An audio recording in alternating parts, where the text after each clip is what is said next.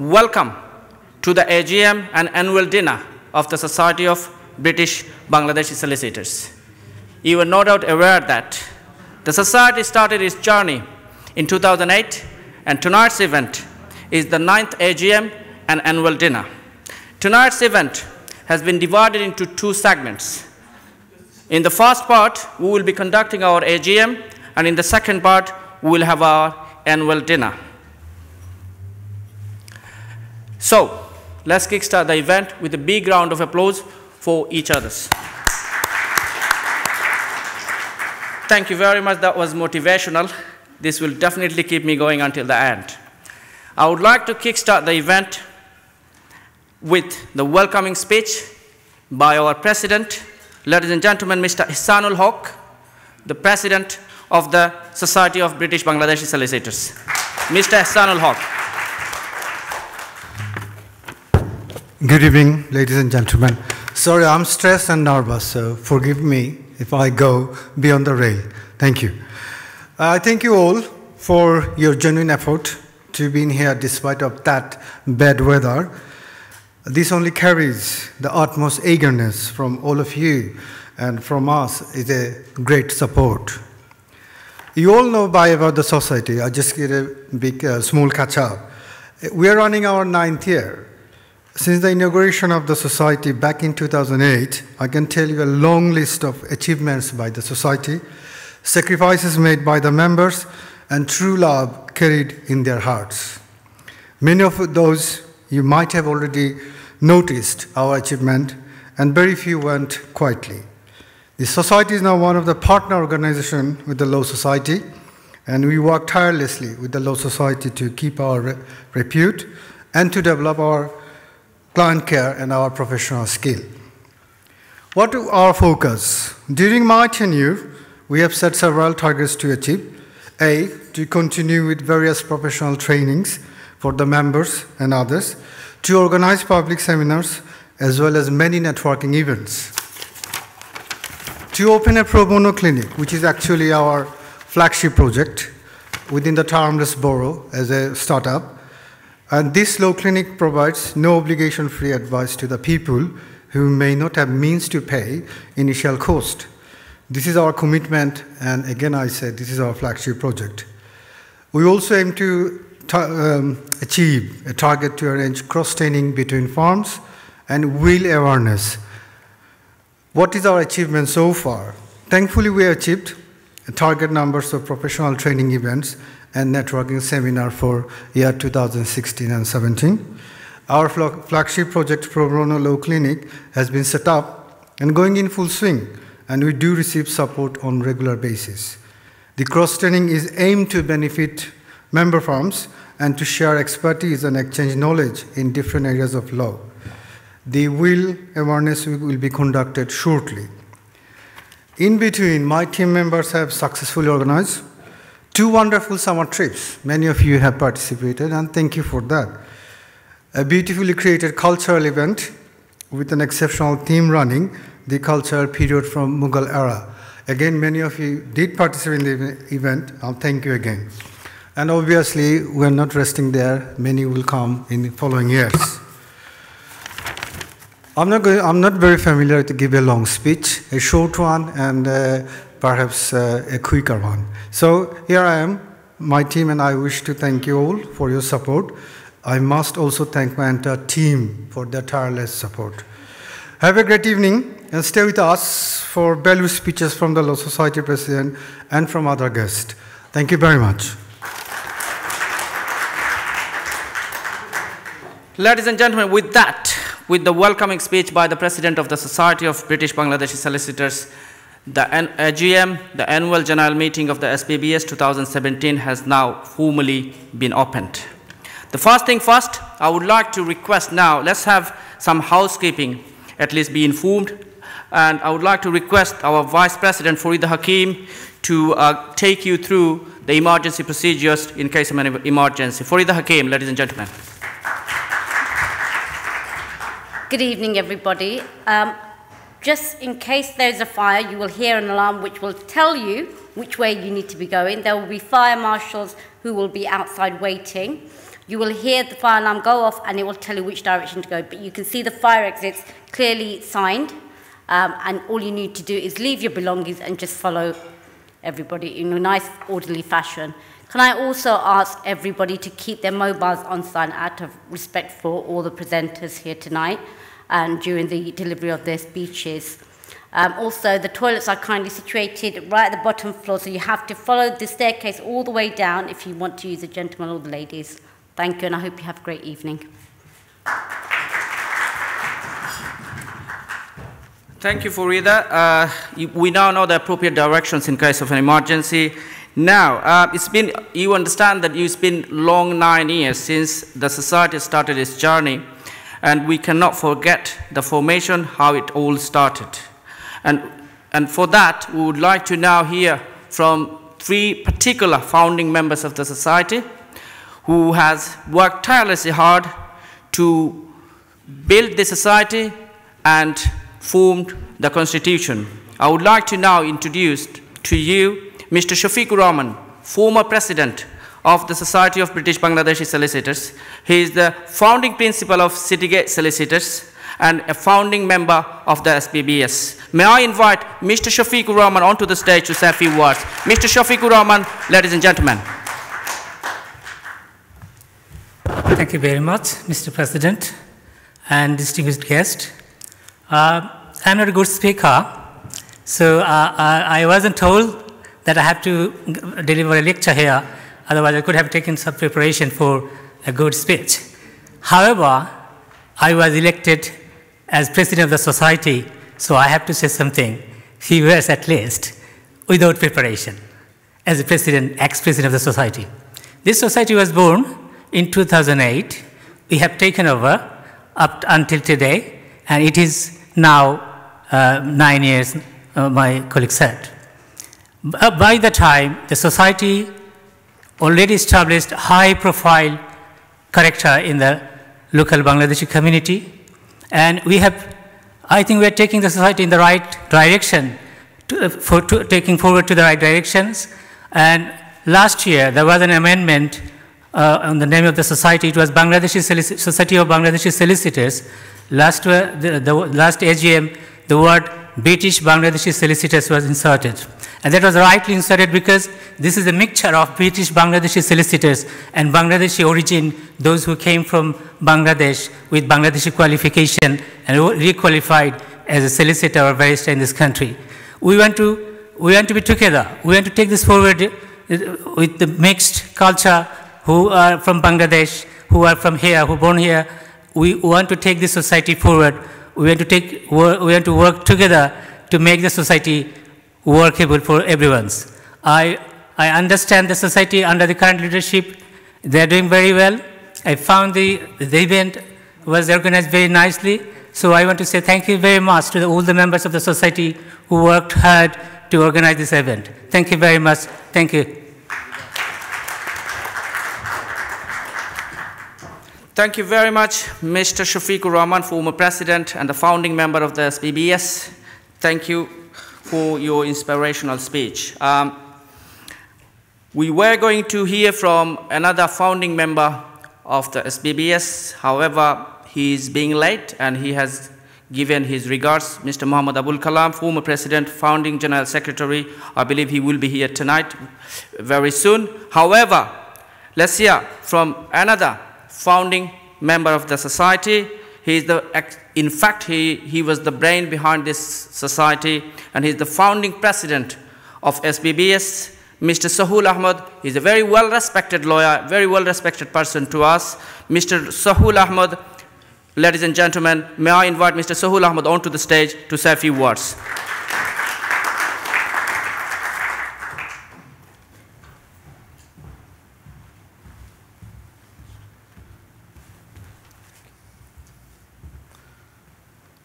Mr. President, government body members, and SBS members, and distinguished guests, ladies and gentlemen, Assalamu alaikum, good evening.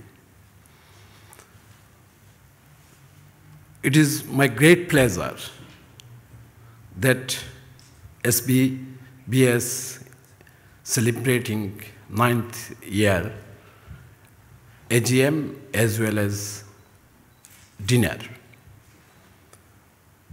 Dear members, I just refresh our memory. In 2008, during my presidency and General Secretaryship, Mr. Abul Kalam, we introduced CPD, as well as membership of the Law Society, as well as membership of the SRA. During the tenure of Mr. Abul Kalam presidency and Ehsanullah Secretaryship, they introduced this dinner party every year. This dinner designed for the members and family and guests. So our family will enjoy this dinner. And during the tenure of Mr. Shafiqur Rahman and Abul Kalam Chaudhary, they introduced SBBS picnic party. And current SBBS governing body doing lot of things. Just particularly I mention one thing. They set up for the community the SBBS Law Center. And this is great achievement. I hope, dear members, you are supporting. That's why SBS is succeeding, and we have to do lot of things. I think our president will place our one agenda to the Law Society president. In 2008, during my presidency, we have a good meeting with the Bangladesh government and the Bangladesh Bar Council. They allow us to open the British branch in Bangladesh, but due to the change of government, this process has been stopped.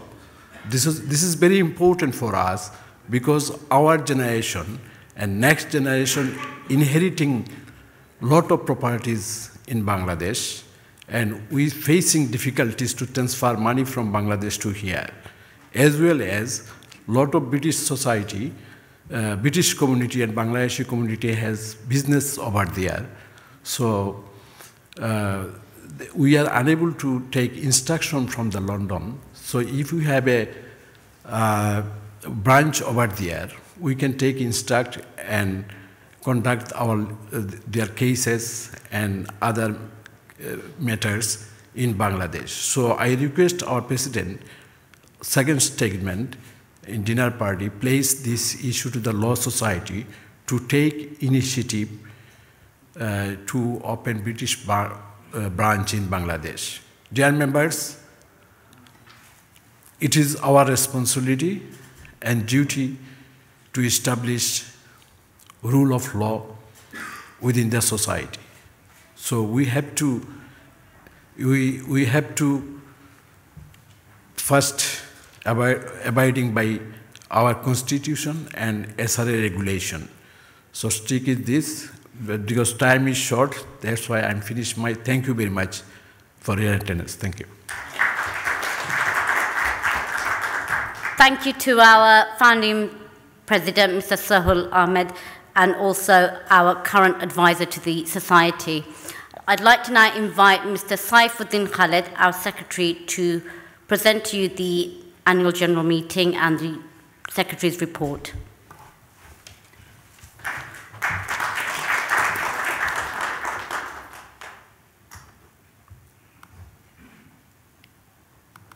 Thank you, Farida.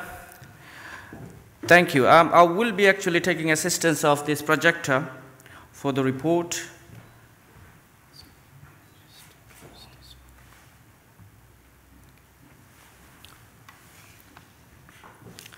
It is an absolute privilege for me to present the Society of British Bangladeshi Solicitors annual report for 2016 and 17.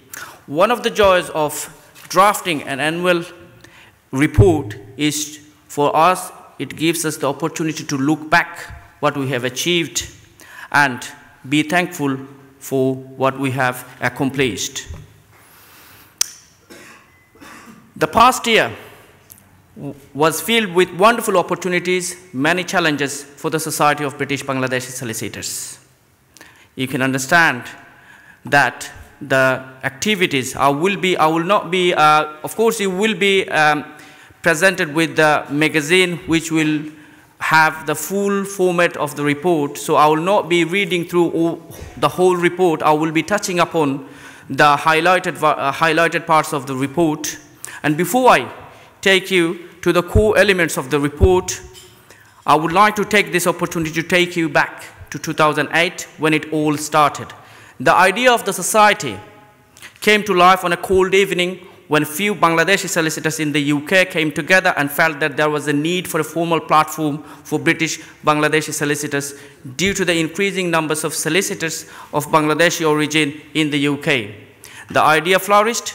They put their heads together and successfully launched the journey of the society at this very hall, Law Society's Hall, on 17th of July 2008 in the presence of Lord Phillips, the then former Chief Justice of Supreme Court of England and Wales.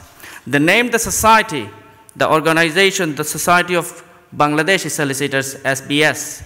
We are very grateful to our founding members, and the rest is history. Ladies and gentlemen, as per the Constitution, the Society has been electing its governing body every 2 years, and on 4th of June 2016, at the annual general meeting, the members of the Society gave their mandate to change its name to the Society of British Bangladeshi Solicitors. Since then, SBS has become SBBS, which is the Society of British Bangladeshi Solicitors.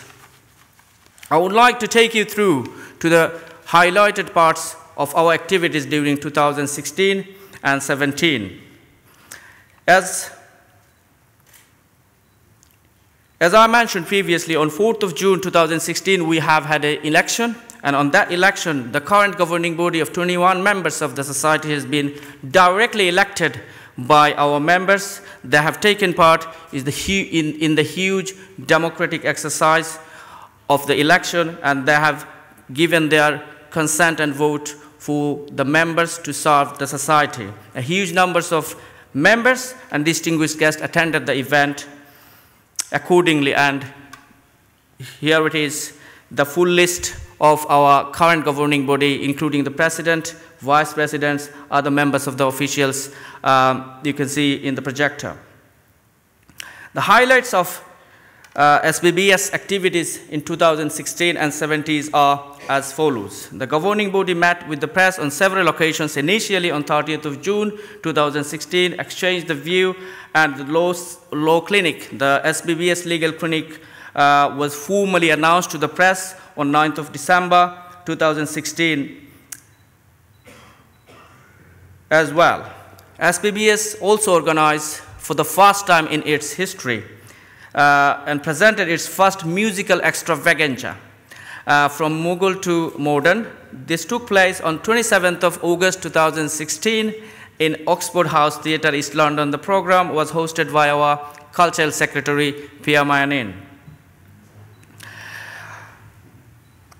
As we have mentioned, one of our flagship project, it was in fact flagship project of SBBS, SBBS Free Legal Clinic was launched on 7th of December 2016 at Greater Sylhet Council premises. We are very grateful to Greater Sylhet Council for accommodating us and for giving us the opportunity to run our clinic from their premises. We are very grateful. Currently, the legal clinic runs every 2 weeks at the premises of Greater Sylhet Council, and once again, all credit goes to Greater Sylhet Council for allowing us to run our legal clinic.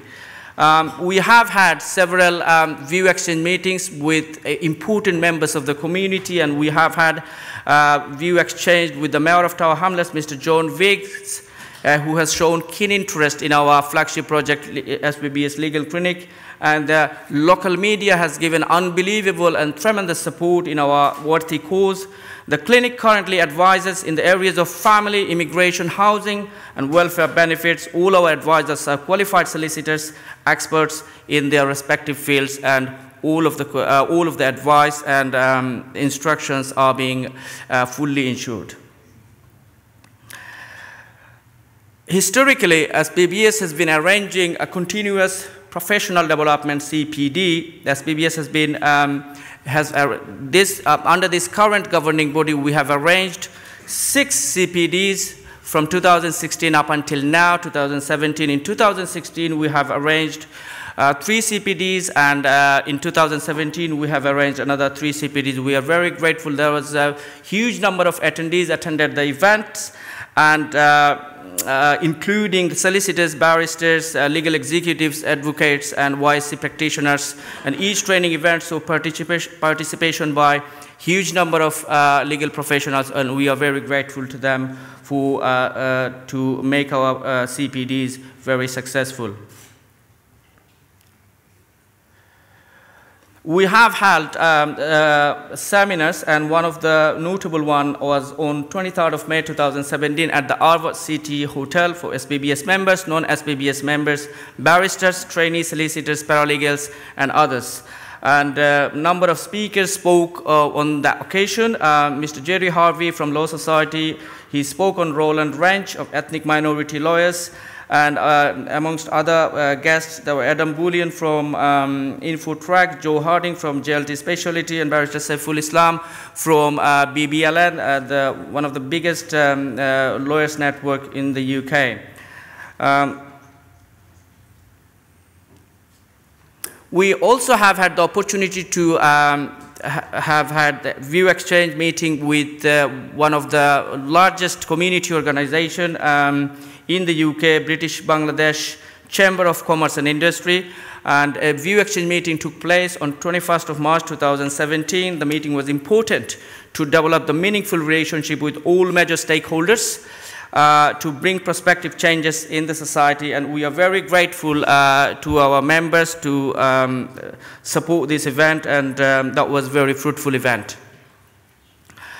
We also have had a view exchange meeting with London Muslim Centre and East London Mosque, and that was a very successful one. We've been briefed about the East London Mosque's activities, and we have also, our president he led our team, and then he explained to the members of the executive body of the East London Mosque and London Muslim Centre of our activities as well, and that was a very fruitful event for us.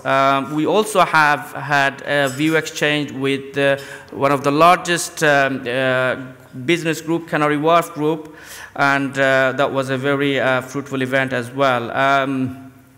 As BBS, our route goes with Bangladesh Biman, and then we have had a successful view exchange meeting took place with Bangladesh Biman's manager, and SPBS team was accordingly led by our president.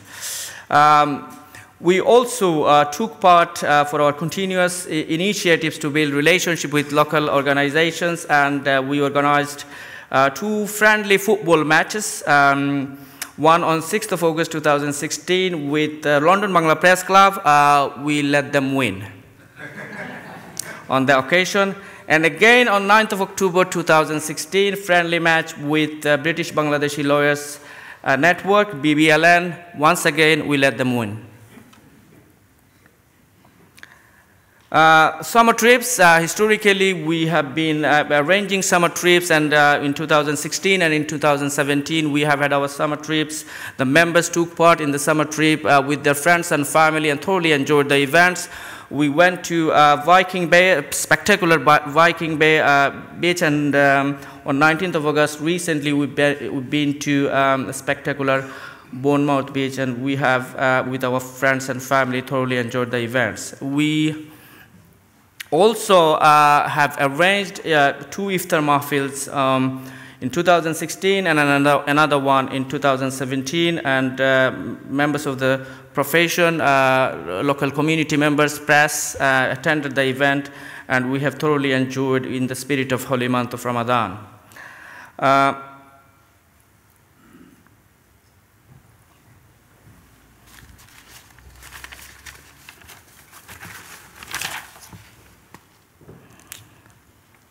I'm nearly finished. I would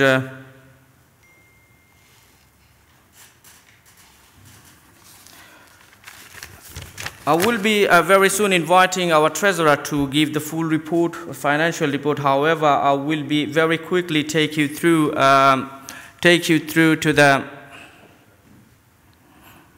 financial report. Just bear with me.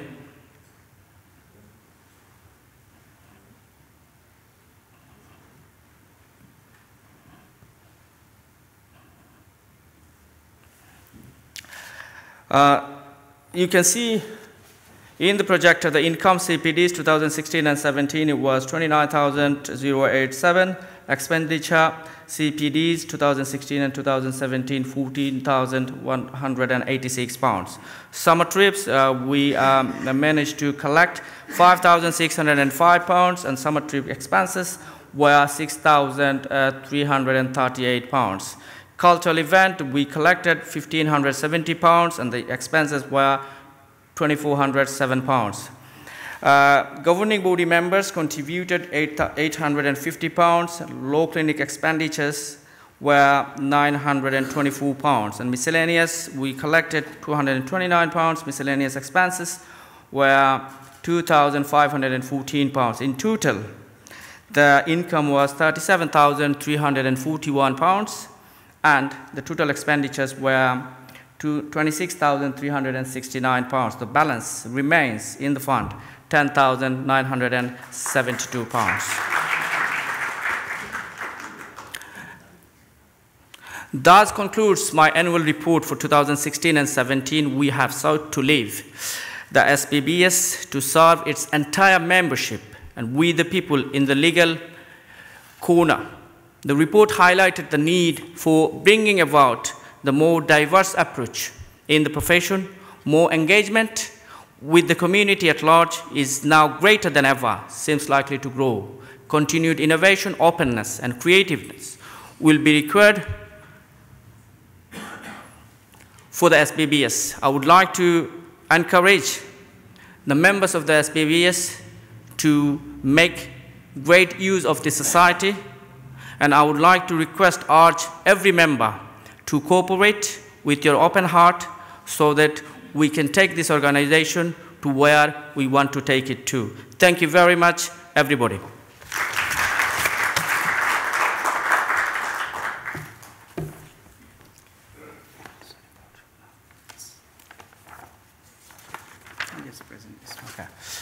Ladies and gentlemen, may I now invite Mahdi Hassan, the treasurer of the SPBS, to present the comprehensive financial report 2016 and 17 for the Society of British Bangladeshi Solicitors. Ladies and gentlemen, Mr. Mahdi Hassan. Thank you, Khaled Bhai. I'm very honored and privileged to come before you and explain what we have achieved in terms of financial income and expenditure. I understand this is the most exciting part of the AGM because everybody wants to know about how did you earn all this money, where did you spend it, what was the process, was it democratic, was it transparent? But before I go into detail, let me tell you, those who know me, my name is Mahdi Hassan, and those who don't know me, still my name is Mahdi Hassan. But please don't confuse me with Dewan Mahdi Chaudhary, although I don't mind, because I take all his credits. He's the most exciting member of the GB, and I take his credits because our names are similar. Right. General Secretary of this SPBS has already explained all the figures. Now, allow me to explain how did we actually go about and did it. SPBS is self-financed organization by the members. Every single time we want to do a project, we discussed it, debated it, and put forward a proposal.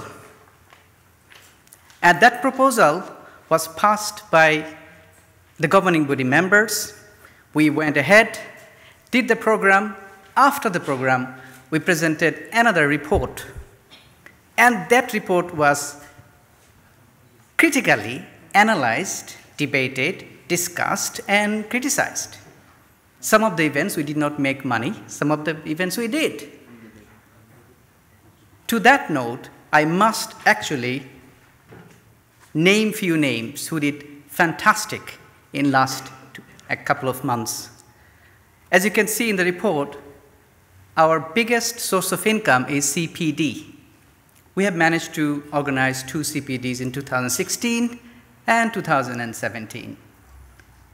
The highest income, £29,000, came from members, participants, barristers, lawyers, YC members.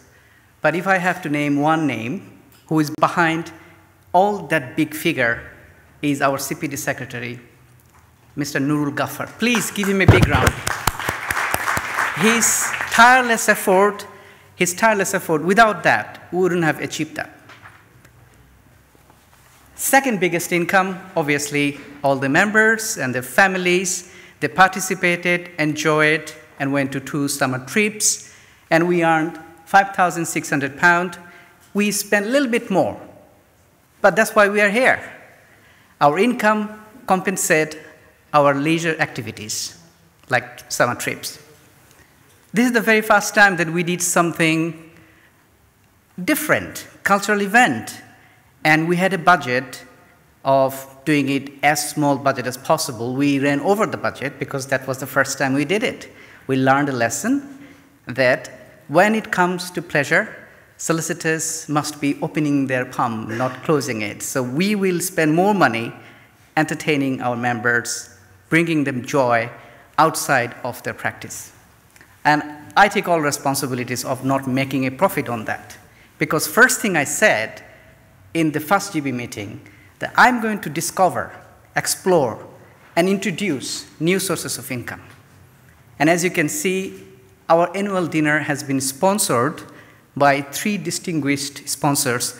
Please give them a big hand for sponsoring our event.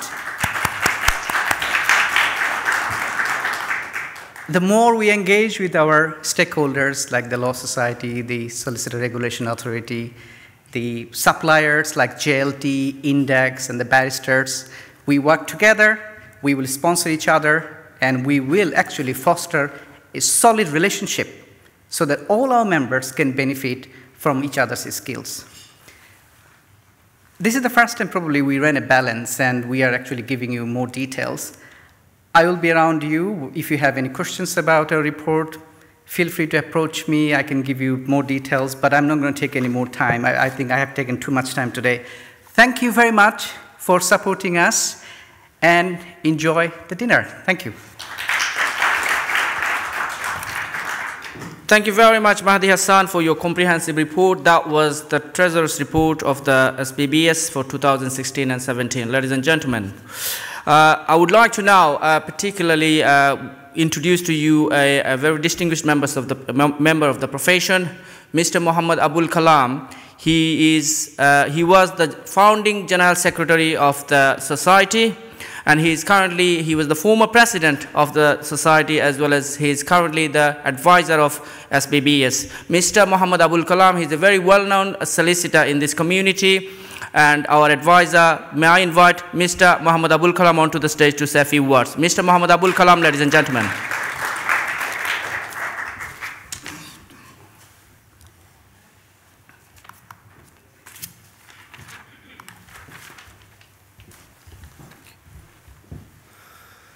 Good evening. Assalamu alaikum wa rahmatullahi wa barakatuh. I'm sorry for my delay, actually. I wish to thank you, everyone, for attending this dinner. I can recall we started our journey from this hall, actually, in 2008. And it was the President, Mr. Sohul Ahmed, with me. I was the secretary. Now, it is our great achievement today is 2017, we increased a huge number of the members. And I wish to thank our governing body, who is doing tremendous job during the years, in particular President Hassan Haq and Secretary Khaled and other members of the governing body. I don't want to take any more time because already delay for dinner. I wish to thank you everybody for attending tonight's dinner. Thank you all. Thanks. Thank you, Mr. Muhammad Abul Kalam, the founding General Secretary and former President of the SPBS. The next agenda on my list is the proposed amendments of the Constitution.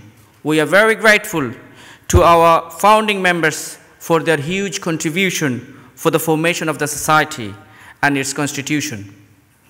It has been long 9 years, and the current governing body felt that current Constitution needs to be amended or updated. Accordingly, a resolution was passed in the governing body meeting and a subcommittee was formed. The committee came up with the proposed amendments which were debated in the general governing body meeting and has been circulated. The proposed amendments has been circulated to the members.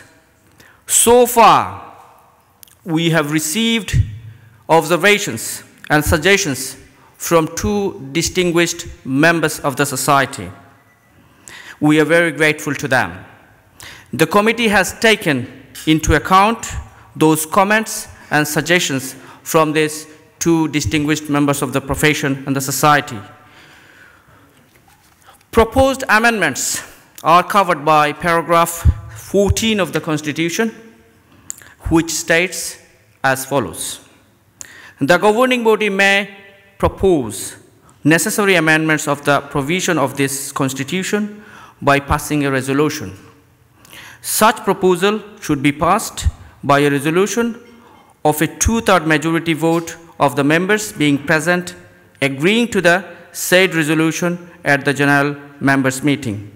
So, as for paragraph 14 of the Constitution, I formally put forward the proposed amendments for a vote on a motion in this meeting.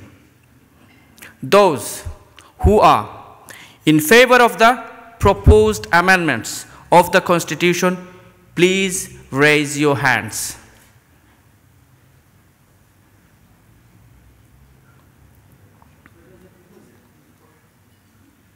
You were circulated. Are we counting? Can we count? Can you please keep your hands raised so that we can make the counts? Are you in favor of the motion? If yes, you can raise your hand as well. Yes. 24, 25.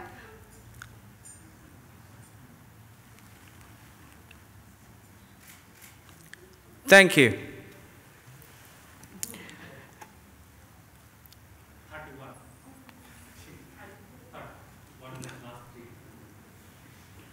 31. Okay, so we have now calculated the votes in favor of the proposed Constitution, and the total number came as 31.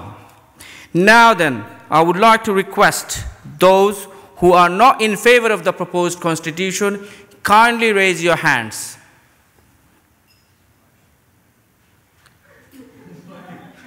We cannot see any.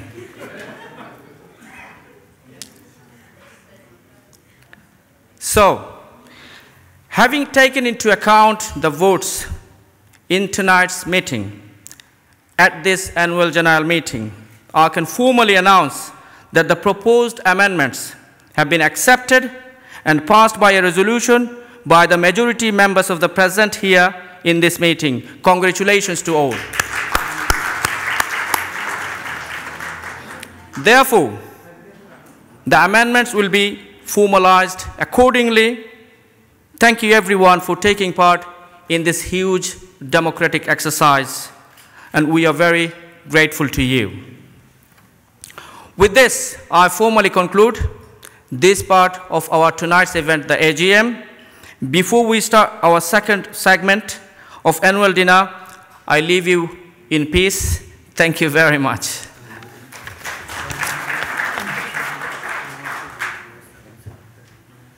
Okay. Just an instruction, a very small instruction from the presidential order. We will be kickstarting our annual dinner at 7:30. I believe the time is now 7:10. So we will be kickstarting our annual dinner event at 7:30. Thank you very much for listening to me so far. It's been a wonderful audience. Thank you very much. A big round of applause for all of you.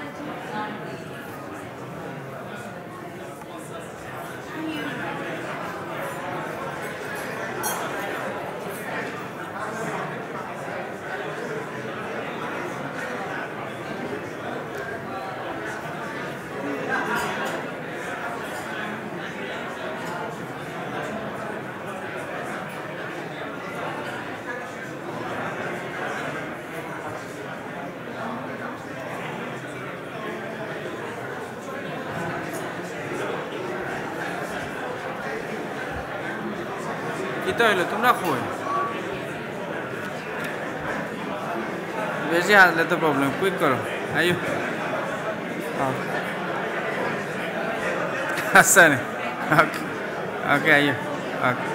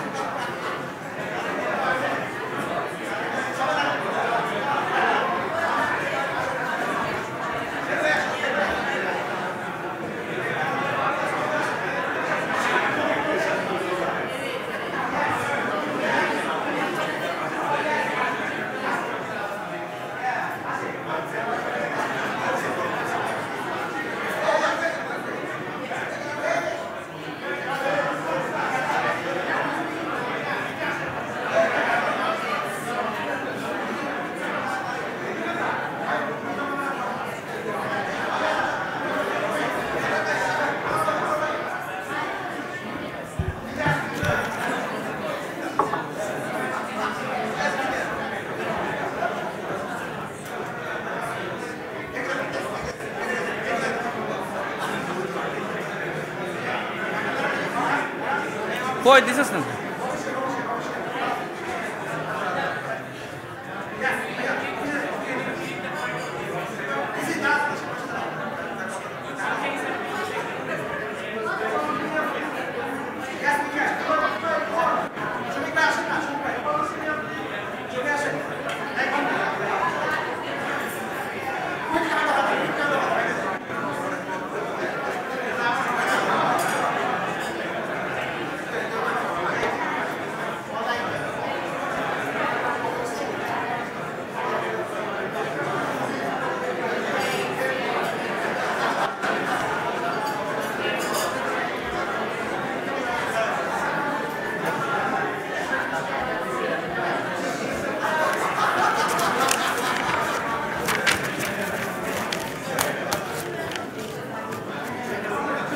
Magazine এখন দিয়ে দেওয়া দরকার সবাইকে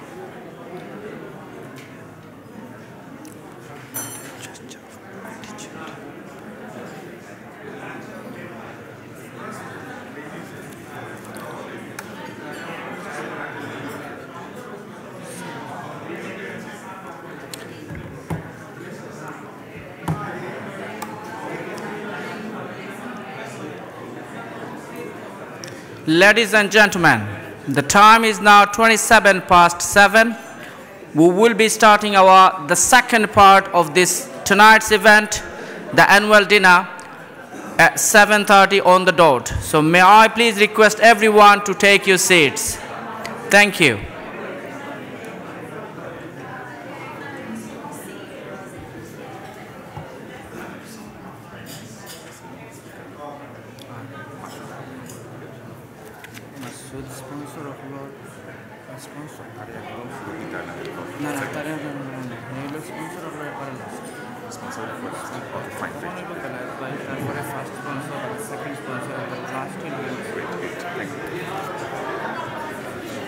You're fine.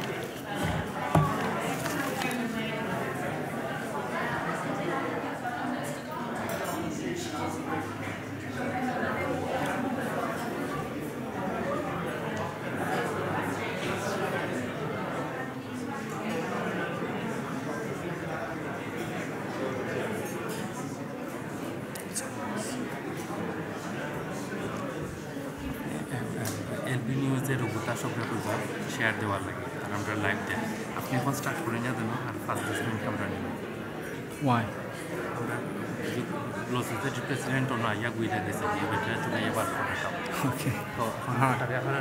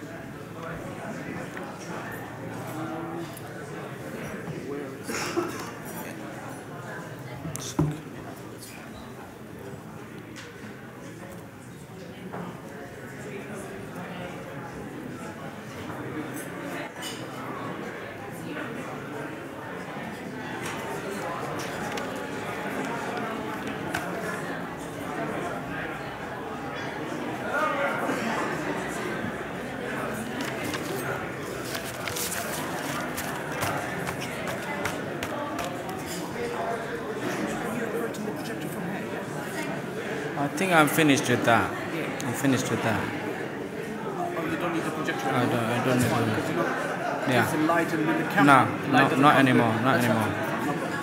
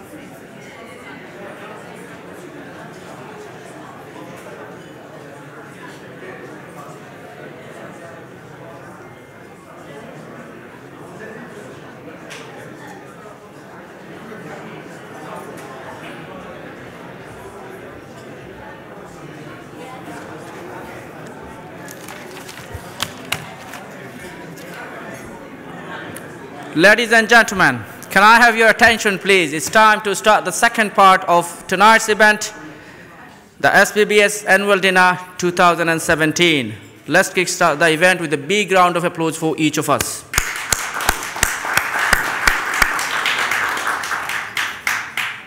Thank you. That was wonderful. May I now invite onto the stage the patron of the SPBS. He was also a founding member of the society, Judge Belaid Hussain, onto the stage to formally open this part of tonight's event, the annual dinner of SPBS 2017. Ladies and gentlemen, Judge Belaid Hussain.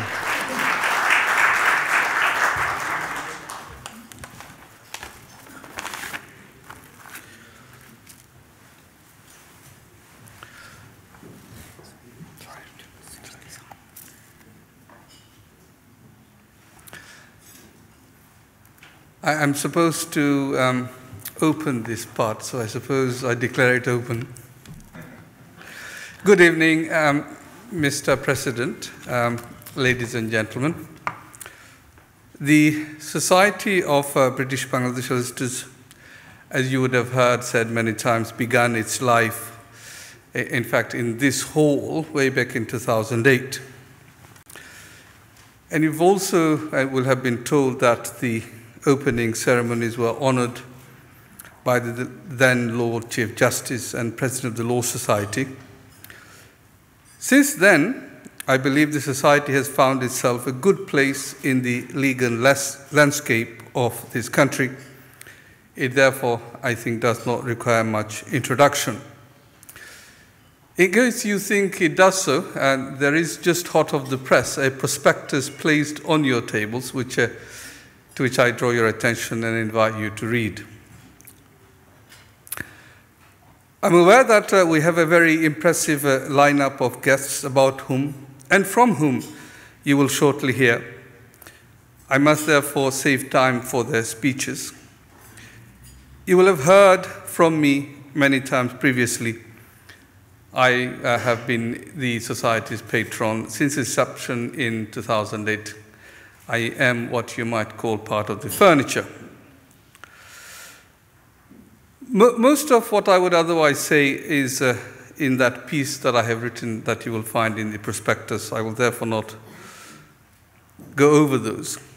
However, I should express my delight and honor of inviting all of you to this event, and in particular our honored guests, for many of whom making this journey will not have been easy given the cold weather.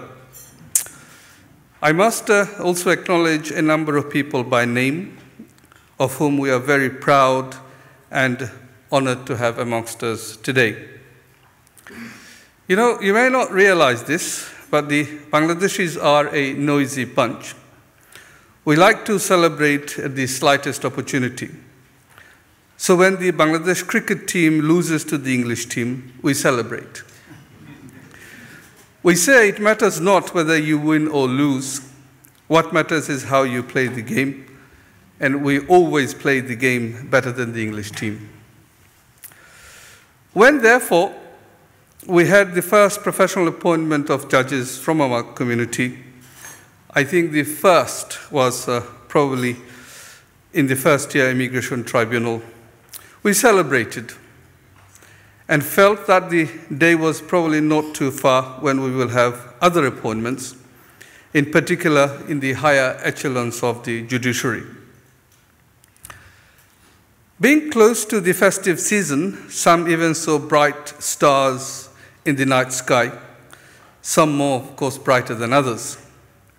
And lo and behold, the stars did speak to truth. Within a matter of few years, we had a number of other appointments, mostly in the first-year tribunal and, as far as I'm aware, one person to the county court. And it was not so long after that we have the appointment of Judge Shopnara Khatun, who we are very honored to have here today. You will heard a lot more about her from those who introduce here shortly. She is, or began, as you probably know, her career as a recorder of the Crown Court. Since then, she has, of course, moved on to becoming a circuit judge, and we hope in years to come to things greater. She has already made her mark in the judiciary, as many of you will know. She was very involved in the examination of the evil of forced marriages. In fact, I learned recently that she was very much involved in the drafting of the legislation, which is now in place. Most recently, she was extensively quoted in the press about her observations in the foster care arrangements in a case that involved a child that was placed with a Muslim family. Her comments, in my view, put a balance to the otherwise imbalanced and veiled attack on multiculturalism that I think is now part of British society. It is our hope that she will continue to be brave and dispense justice to all without fear and favor. Despite his youth, by far the brightest star of all from whom within the Bangladeshi community is, of course, Akhlaq Chowdhury, who is sitting over there. He outshines all of us. His appointment, firstly as Queen's Counsel and later as Deputy High Court Judge, was an omen of better things to come for the Bangladeshi community. That day has, of course, come. Recently, he was appointed a Judge of the High Court. Congratulations, Mr. Justice Chowdhury.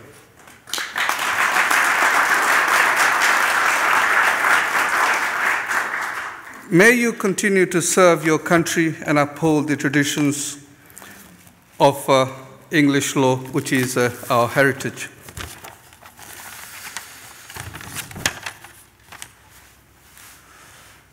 When we established the society, many of us, including myself, remarked that despite the Bangladeshi community having the reputation of being one of the most underprivileged ethnic groups in this country, we have come of age and were beginning to lay our footprint in British society. The judicial appointments of Judge Shopnara and Justice Chowdhury is further evidence of this. May you be examples to others, and we look forward to the day when there will be more of you sitting in judicial benches.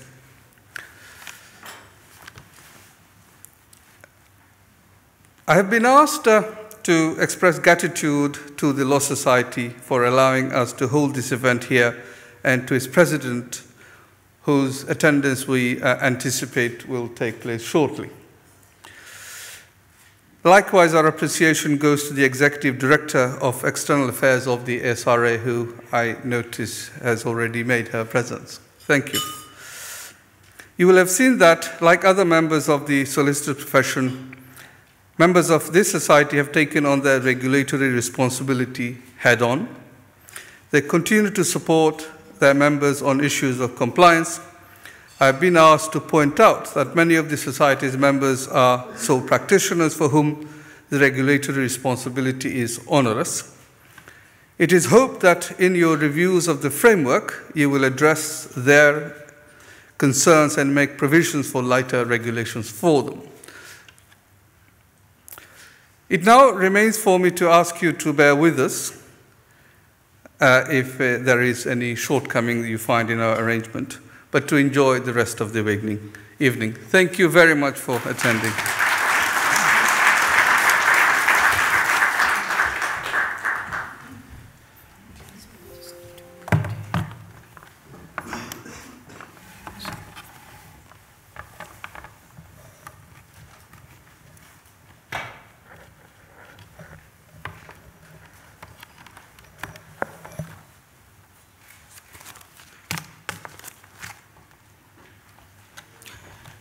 Thank you very much, Judge Belayat Hussain, the patron of the SPBS, for formally opening this part of this event tonight. So we are formally, this part of the event is formally opened. I would like to put you on notice that we are live by our media partner LB24. So if you would like to share your Facebook, whatever it is, Whoever not in here tonight, who are not enjoying, your friends and family, they can enjoy our event. So, ladies and gentlemen, you are no doubt aware that tonight's event has been sponsored by a number of sponsors from legal sectors. And a gesture of gratitude, I would like to invite them onto the stage to say a few words. And firstly, I would like to invite Mr. Joel Harding of JLT Specialty, who have been providing professional indemnity insurance to many of our members. Mr. Joel Harding, ladies and gentlemen.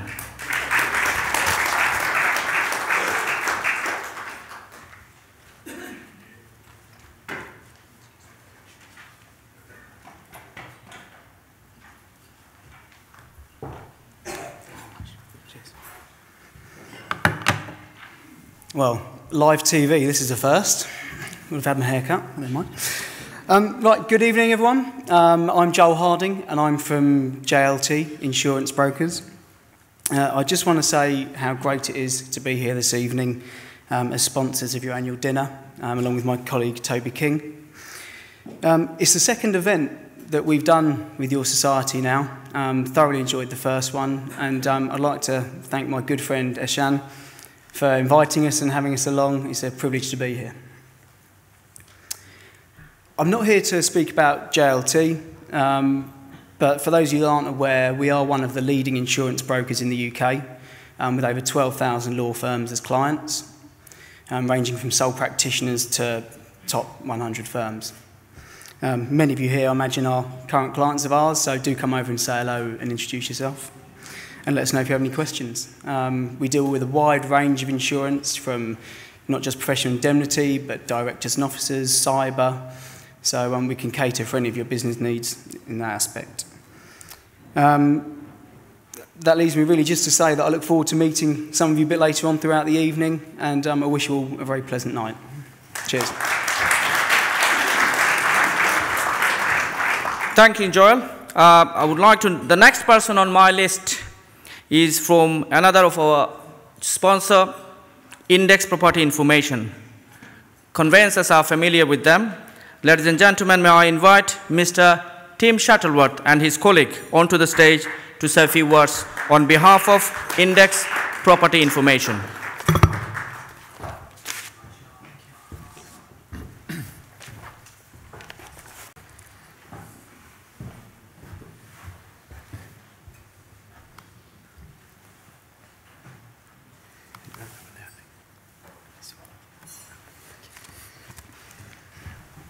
Good evening all. My name is Tim Shuttleworth. My colleague James and I run Index North East London. Firstly, thank you, Ehsan. I'm not exactly sure where you are. There you are. Hello. Thank you for inviting us. It's a great opportunity to be here this evening and meet all the members of your society. Supporting local businesses is the foundation of community throughout London and the UK. The most thriving communities of London are those with businesses that complement and support each other. Index are strong advocates of this spirit and work hard to build working relationships that benefit all parties. All right. We're surrounded by examples. On Brick Lane, Subway or Salt Beef. Whitechapel Road, Nando's or the Chicken Shop. Starbucks or the local barista.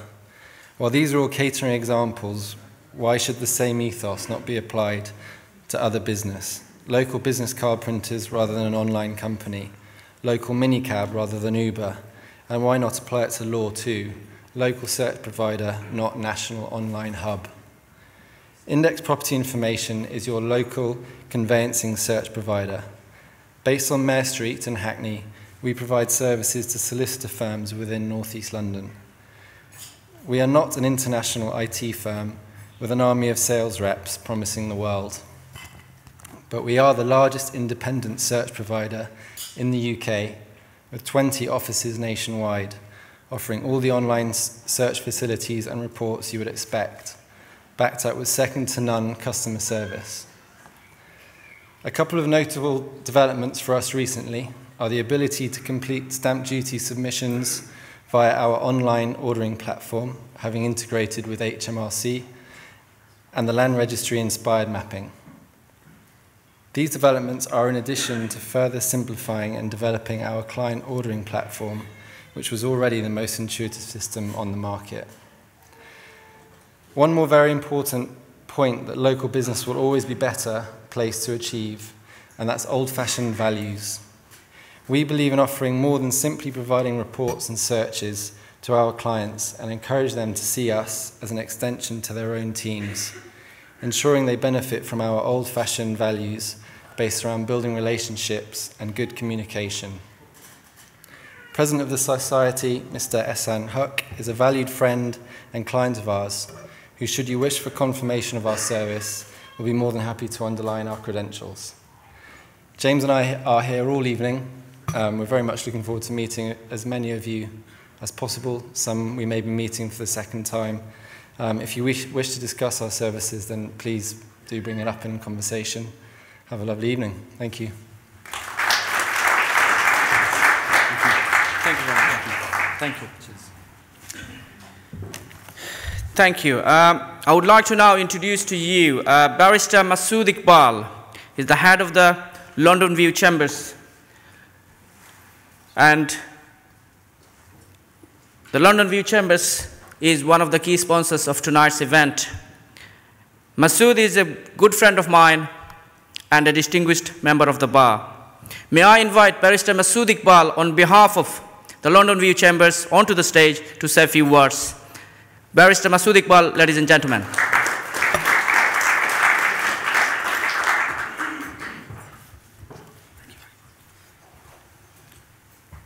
Good evening, ladies and gentlemen. Success in any profession comes at a price, and the solicitor's profession is no exception to this undeniable truth.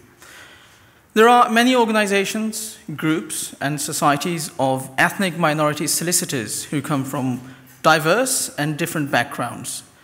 The Society of British Bangladeshi Solicitors is one such group whose solicitors, I believe, can be divided into two groups or two categories. The first category is of those solicitors who are born, raised, and educated in this country, and then they followed conventional routes to qualify as solicitors. And the second category is of those solicitors who were born, raised, and initially educated in Bangladesh, and then they came over to this country to enhance their legal qualifications with a view to qualify as solicitors and practice in this jurisdiction.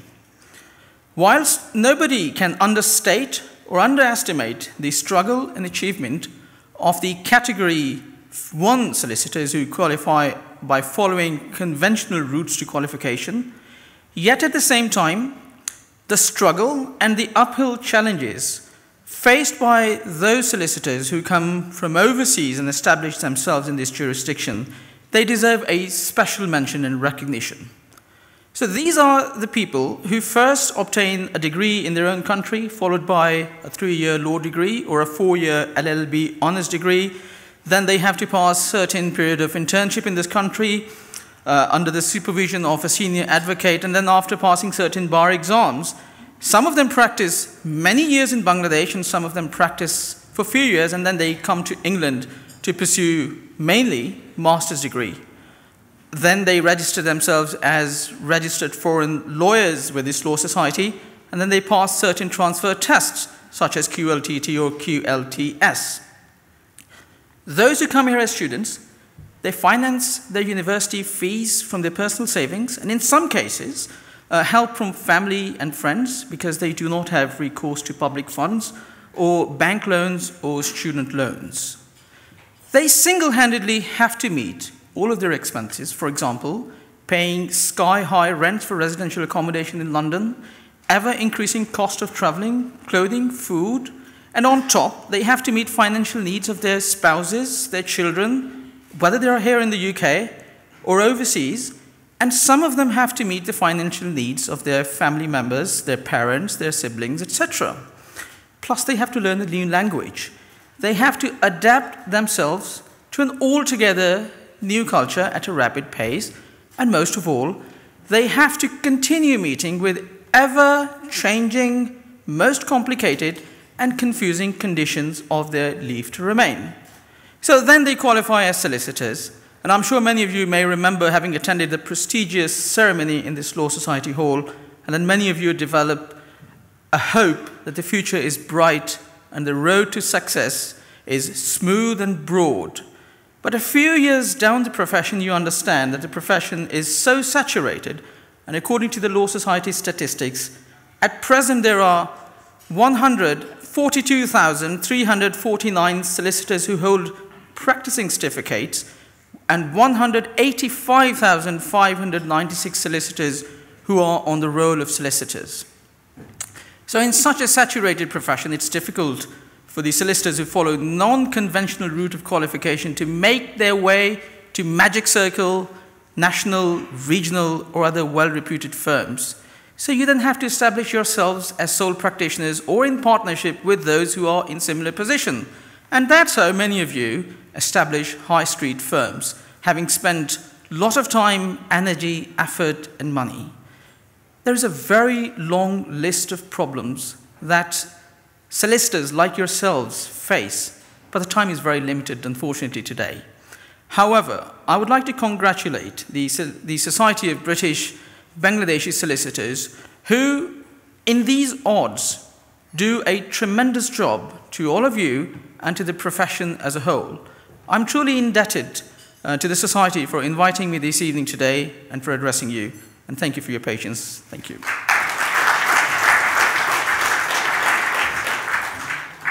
Thank you, Masood, for your speech. With that, we have come to the conclusion of the introduction of tonight's sponsor. I would like to now, ladies and gentlemen, introduce to you a distinguished member of the community, Mr. Inam Ali MBE, who is a very well-known personality in our community. He is the president of the British Bangladesh Chambers of Commerce and Industry. May I invite Mr. Inam Ali MBE onto the stage to say a few words. Ladies and gentlemen, Mr. Inam Ali MBE. Thank you. First of all, I'm very honored and privileged to be here. Although I was here maybe a couple of years ago, and I was immensely proud to be here to see my community success. And first of all, I wish Home Secretary Amber Root here. She was always complaining that we've got a lot of people are unemployed and wants to be making a curry chef. My background is curry industry, and I feel very proud to be represent curry industry. And curry industry's crisis has still going on with many unfair ruling, and unfair policy has really putting us in very awkward situation. So our campaign continued going on, negotiating with government, and probably you've seen on the media, we are demanding for Visa Vindaloo for getting a rapid action to make sure curry industry problem can be solved. But I am immensely proud to see one of our very good friend recently become a judge, and Nisar Akhlaqul Chaudhry. We are very proud of you. Can you give him another hand, please, behalf of... Let me tell you how proud I am. If you look at the background of many of you, it's from my industry.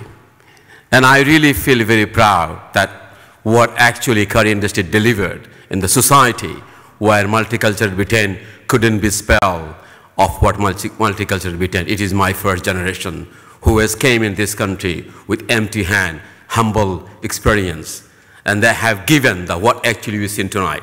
And that is really turning me on to make sure to continue flourish our community, and Britain will be contributed of many ways. And I feel very privileged to be here.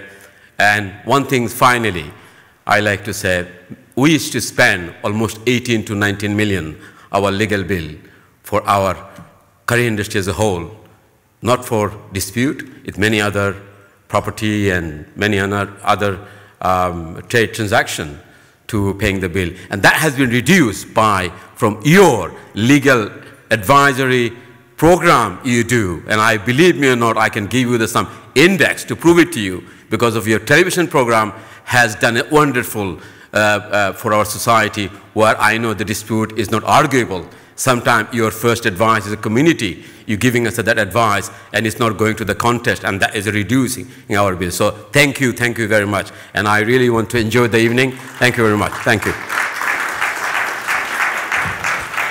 Thank you, Anambai. Ladies and gentlemen, I would like to now introduce to you a distinguished member of the profession who was called to the bar in 1975 at the Middle Temple. He is the head of the chamber of 1 Essex Court. He is also a former member of the parliament for Barnbury for 32 years, from 1983 to 2015.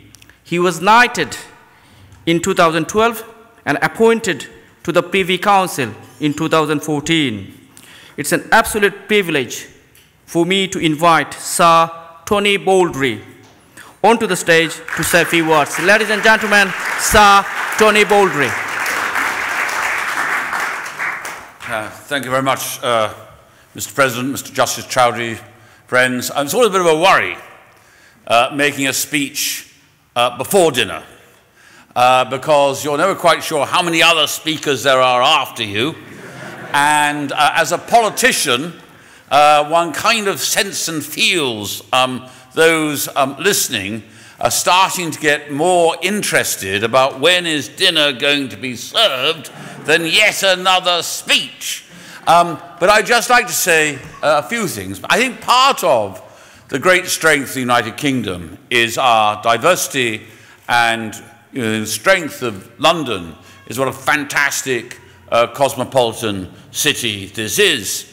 And actually, the Bangladeshi community is in a really good position because there are two huge business centres now in London, the City of London and Canary Wharf. And by and large, many of the Bangladeshi professionals of the Bangladeshi community find themselves geographically between the City of London and Canary Wharf. And I can't think of many other really good geographical areas in the world to be, because that area can only but go up in terms of property values, commercial activity, and in every way being able to give legal advice. I think another great strength of our country is that there is nothing to stop members of the profession getting to the heights of the profession. And this is not new. Every generation has done this. You know, my own grandfather started as a pretty penniless article clerk to a city firm of lawyers and went on to become chief executive of the probate and trust department of the Midland Bank when the Midland Bank was one of the largest 6 banks in the world. So every generation has done it. And there is a possibility here for everyone to rise to the heights of the profession. And also, in addition to, of course, important law for the community in which we find ourselves, family law, immigration law, landlord and tenant law, the ability of building up ever bigger commercial practices, helping the UK expand. And, you know, with Brexit, we're all going to be needing to look to markets overseas. And, you know, Bangladesh and building closer relationships with Bangladesh as a country is going to be an important priority for us all. So can I just congratulate this society on what you do? Actually, I was really interested in your continuous professional development courses. I have to say, having been a member of now being a member of the bar of over 40 years cool, I find the CPD point system a bit kind of boring. So I'm always looking for interesting new places I can get my CPD points. So I might come and apply to do them with your course. And so many congratulations for an organization which has started 9 years ago, going from strength to strength, and I'm sure every year you'll become stronger. I just do have one request. If within the community you find any batsmen, will you please send them to the England team? We actually desperately need, we desperately need good batsmen. And actually, I will really believe that England's a truly multicultural society when we put out to bat as the England cricket team, a truly multicultural team of all the best batsmen. And somewhere there have got to be some better batsmen. Thank you very much.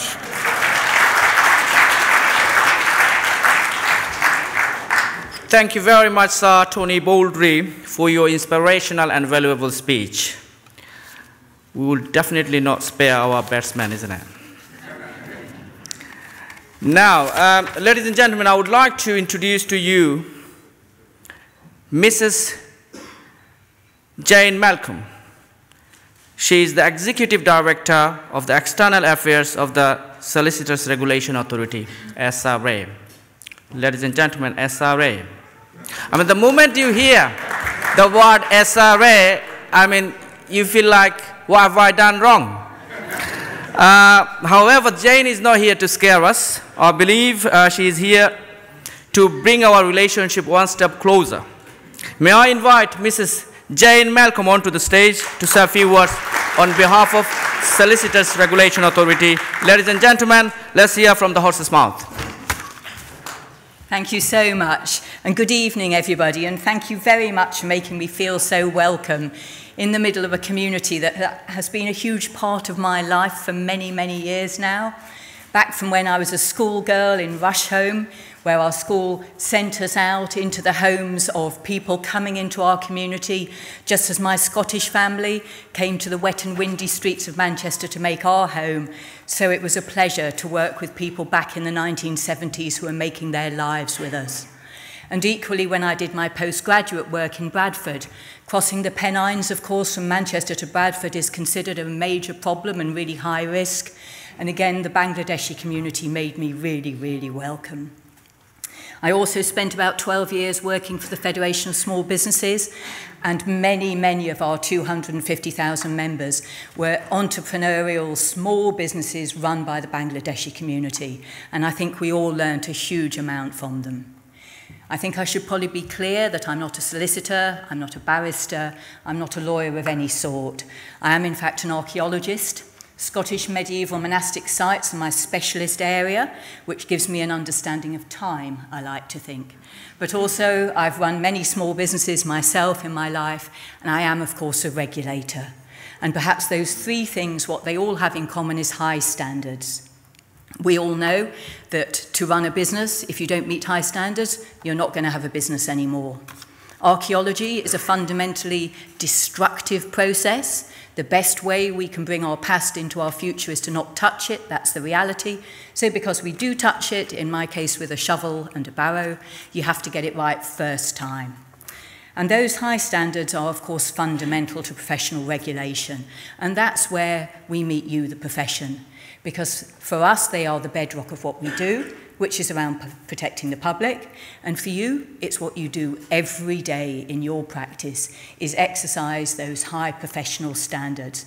When you're in a room seeing a client, those points on honesty, integrity, independence, confidentiality are fundamental to your thinking and to your professional conscience. And I think that's really important because it's those high professional standards on which the trust of the wider community is based. And that is what makes the rule of law come alive to people and, of course, supports the administration of justice, which, again, is something that we all have a shared commitment to. So what do those high professional standards look like in practice? For, as others have said, the 180-odd thousand solicitors on our roll, the 42,000 in practice, the 10,500 firms that we regulate, the vast majority of which are small firms and sole practices. Small firms and sole practices to whom we are listening and talking, and I'm going to come back to that later. So I think for us, that's really about making sure those high professional standards come absolutely first. And you've seen us talking a lot about that recently. I'm not going to do a great long list of things we're working on, but one area, for example, is changing the way that solicitors qualify. It's a bit of a back to the future, solicitors qualifying examination, setting the same high standard for everyone coming into the profession. And that includes people coming into the profession through the apprenticeship route. And we first saw apprentices coming back in last year in 2016. And of course, again, back to the future because articled clerks, different routes into the profession in the past. And we're really keen to see that happening. And importantly, what that will do is give opportunities to people from every community to come into the profession. And that's essential because a diverse legal profession is an effective legal profession that reflects the community it serves and allows the brightest and best from every background to come into one of the most highly regarded professions in the land. So I think that's absolutely key. Part of professional standards is also reviewing our codes of conduct, both for firms and for individuals, to make them simple, clear and accessible. And we've just done that by going out and talking to thousands and thousands and thousands of solicitors and firms. And thank you to the many of you who've helped with that. And if we can get those right, then I think that gives us an opportunity to do what we want to do, which is to get out of your way, which is to reduce that weight of bureaucracy, which is to make it more straightforward for you all to do what you want to do. And some examples of that, I think, are around the removal of things like the separate business rule, dealing with the way that accounts come into us, that type of thing, which hopefully save you time, save you money, and allow for the focus on those high standards that we're all looking for. And if we get that right, I think we're getting a long way down the path of working together and working together well. I think there's also some other areas where we can do more on, getting rid of simply as much red tape as possible. We've got our handbook down to about 400 pages now. We want to get it down to just over 100. I think that's absolutely key. And we want to support firms to grow and to innovate and to do things in a different way when firms want to do that. We're really keen to do more with small firms, and we've been talking to small firms about how best to do that. We've had some great ideas, and I think we are making changes, but we know there's more to do. So don't hesitate to catch me tonight and tell me where we're getting it wrong. I'll write it all down, and we'll try and get it right in future. And the best way to do that is really to get involved. We have a whole lot of easy, straightforward ways of doing that. We're out and about talking to people, so tell us what matters to you. And lastly, one of the things that we think will save money and that matters to us is getting our IT right. Burden for us all, keep it nice and modern. We've got about 1,000 solicitors working with us at the moment on this. Really important. If you get a chance, get involved in that. We're listening to what people are saying so that we can get it right. And finally, I think for me, I'd like to share with everybody else the congratulations to the Society for working with us so well. Congratulations to you all for the success of this really important community in the legal profession in the United Kingdom. We're looking forward to continuing to work with you, and I wish you well and a fantastic evening. Thank you.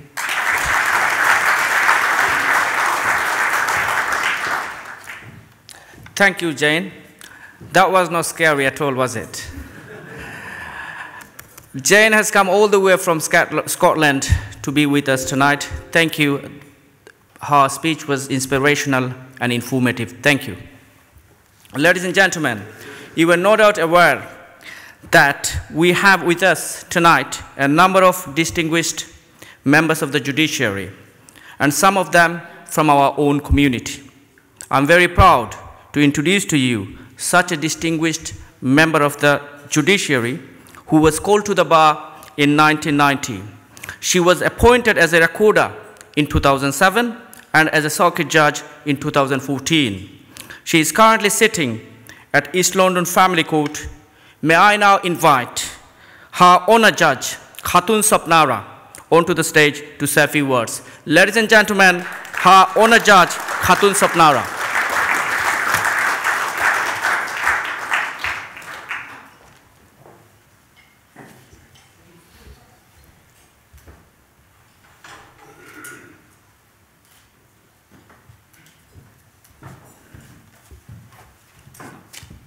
Thank you very much. Thank you very much. It's a real honour and a real pleasure to be here. Thank you, President, and thank you, ladies and gentlemen. When I was appointed as a recorder of the Crown, it was really humbling to receive the letters and messages and telephone calls from members of the community. It clearly meant a lot to the community that effectively one of their own was being appointed to the judiciary in this country. And I want to pay tribute to this organisation. It relies, I know, and I don't underestimate how much hard work must go into the organisation of it and the commitment and the industry. I was born in Bangladesh during the war and lived there throughout the War of Liberation before coming to this country. My parents were steeped in the community, and they instilled in my brothers and I a sense of real pride in our heritage and in a sense of public service. And that has actually carried us through, because there is something about having a sense of identity, knowing who one is from within and how one fits within not only one's own minority community, but also within the dominant community and culture. I am really pleased that we are here celebrating in the building that is at the heart of the solicitor's profession.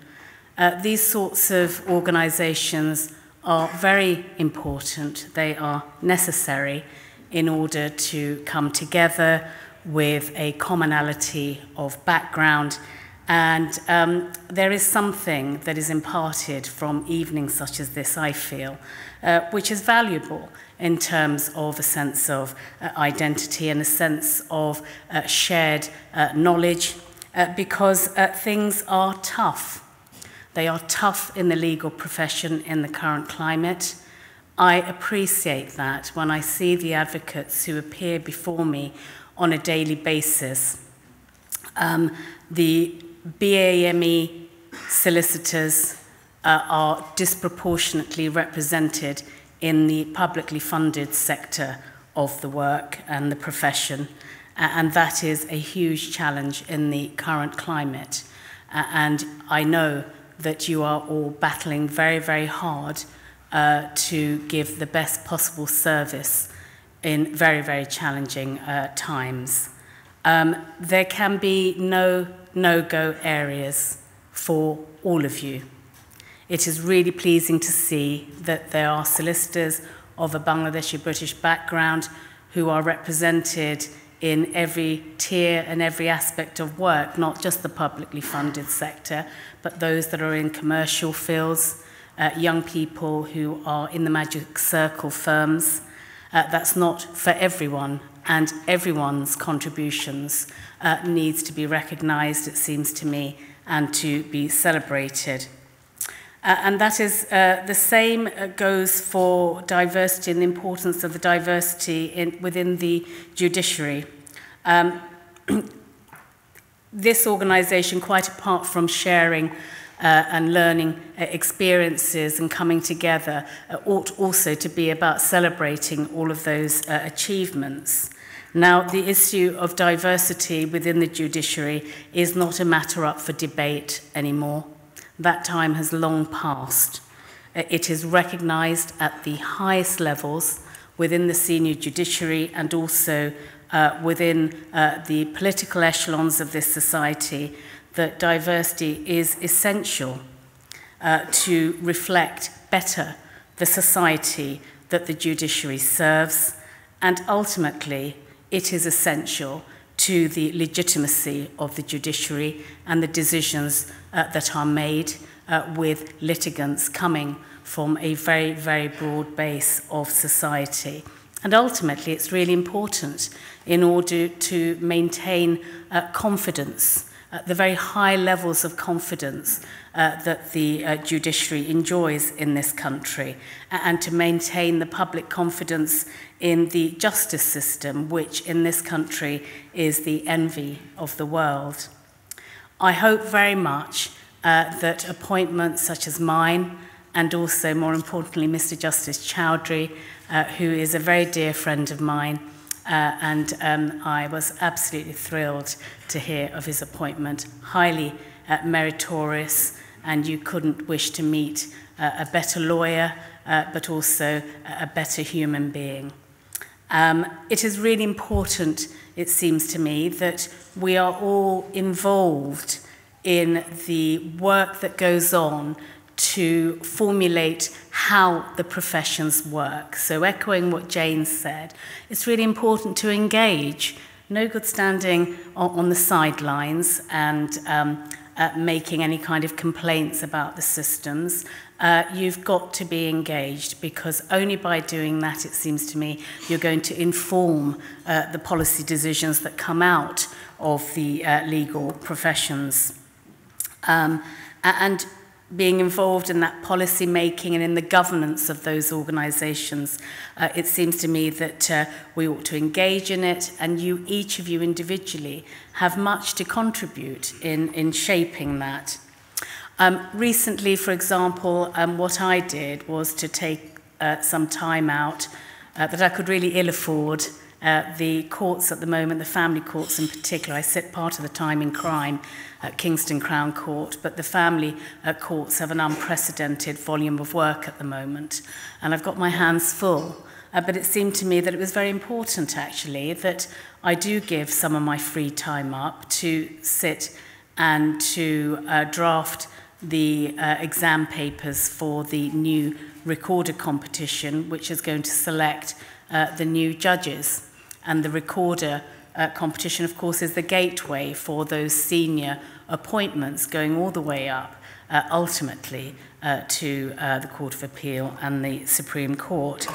And so it seemed to me that it was very, very important that I be involved in that, to draft the papers, and also then to sit and interview the candidates. It's very time-consuming and demanding.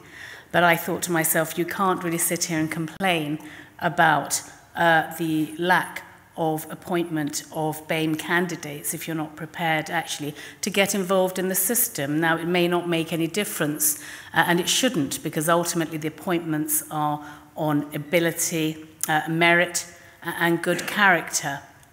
But it seems to be just even being visible in the selection process is of significant value. I went through assessment processes when I was appointed as a recorder 10 years ago, and then as a circuit judge, and I never saw a single BAME person of influence in the whole of the selection process.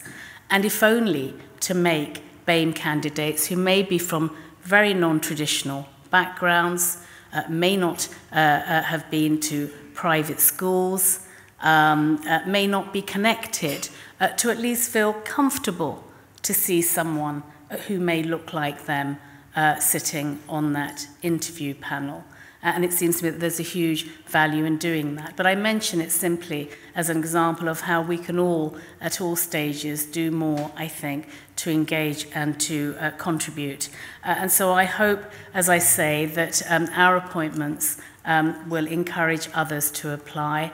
And should you wish to do so, we are here to advise and to assist and support through a system that is sometimes a little impenetrable and a little esoteric, difficult to access. And so that is a useful purpose, I suppose, that we can be put to, and we're willing to do that. So I very much look forward to meeting as many of you as possible this evening, and I thank you again, and I hope you have a very enjoyable evening. Thank you.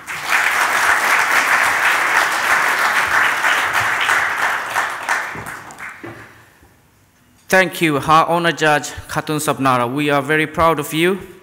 Thank you for your inspirational and encouraging speech. Thank you. Can we have a round of applause for her? Ladies and gentlemen, on my list,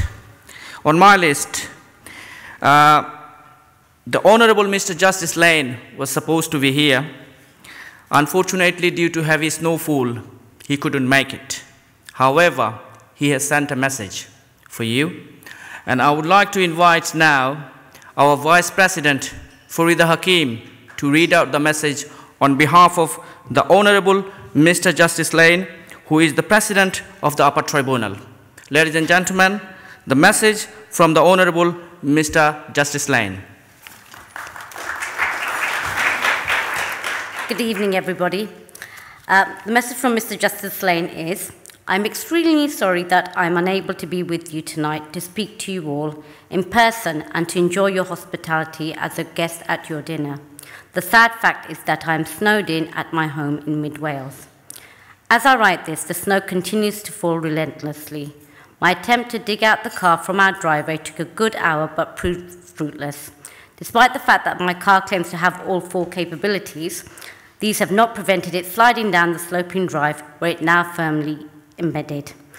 Everywhere is uncannily still and silent. Not a car is venturing along the country road next to our house. You have done me a great honour inviting me to your dinner, for which I am profoundly grateful. Societies such as yours serve several important functions. Not only do they provide invaluable opportunities for solicitors with shared interests and backgrounds to come together and discuss matters of common interest and concern, they also raise the profile of minorities within the solicitor's profession and the wider legal profession in this country. As you know, I was one of those appointed as a High Court judge at the beginning of this term. I am very delighted to say amongst my colleagues is Akhlaq Chowdhury QC, now Mr. Justice Chowdhury. I am sure you will all take enormous pride in his achievement. Despite coming from a minority background, Akhlaq's route to the High Court has been more conventional than mine. He was called to the bar, established a distinguished practice, took silk and became a recorder. My route has been a different one. Although called to the bar, I converted to become a solicitor in private practice before becoming a fee-paid immigration adjudicator in 1996 and then a salaried adjudicator. I therefore come from a tribunal background, the majority of it spent in the immigration asylum jurisdiction at first instance and then at appeal level. I was one of the first Deputy High Court judges to have been appointed as a result of being an upper tribunal judge rather than a recorder or circuit judge, following a very overdue change in the law. Gwyneth Knowles and I are the first tribunal judges to be appointed direct from the tribunal to the High Court. The reason I am telling you this is not through any gargantuan sense of pride, although I am of course proud, but because Gwyneth and I see ourselves as merely the first of what we hope and expect will be many to tread the path from a tribunal to the High Court. This is important for increasing judicial diversity. For some time, the tribunal judiciary has been significantly more diverse than its court's counterpart. It has a greater proportion of women and minorities. It is also, I believe, younger. Opening the doors between the tribunals and the courts makes good sense. It facilitates career progression. It enables judges to be deployed where there is greatest need at any particular time. It brings about cross-fertilization of judicial skills. As well as being a High Court judge sitting in the Queen's Bench Division, I'm still very much in the world of immigration. In October, I succeeded Mr. Justice McCloskey as President of the Immigration and Asylum Chamber of the Upper Tribunal. The UTIAC is the biggest of the chambers of the Upper Tribunal. It handles appeals from the first-tier tribunal and also most of the immigration judicial review applications brought in England and Wales. In common with the rest of the courts and tribunal systems, we face significant changes in the shape of reform programme. Ensuring that justice is served in our technologically driven age is one of the challenges and opportunities of this programme. I am again very sorry and disappointed not to be with you this evening. I hope you will forgive me. I wish you a very enjoyable evening and that your society may go from strength to strength. Thank you. Ladies and gentlemen, that was the message from the President of the Upper Tribunal, the Honorable Mr. Justice Lane. Thank you, Farida, for reading out the message. Now, ladies and gentlemen, I would like to introduce to you His Honour, Mr. Justice Akhlaqur Rahman Chowdhury. Mr. Justice Chowdhury was appointed as the Queen's Counsel in 2015, Deputy High Court Judge in 2016, and has recently been appointed as a High Court Judge in October 2017. I am particularly proud that he is from my birthplace, Zokiganj in Sylhet. May I now invite His Honour, Mr. Justice Chowdhury, onto the stage to say a few words. We are privileged to have His Honour, Mr. Justice Chowdhury. Ladies and gentlemen.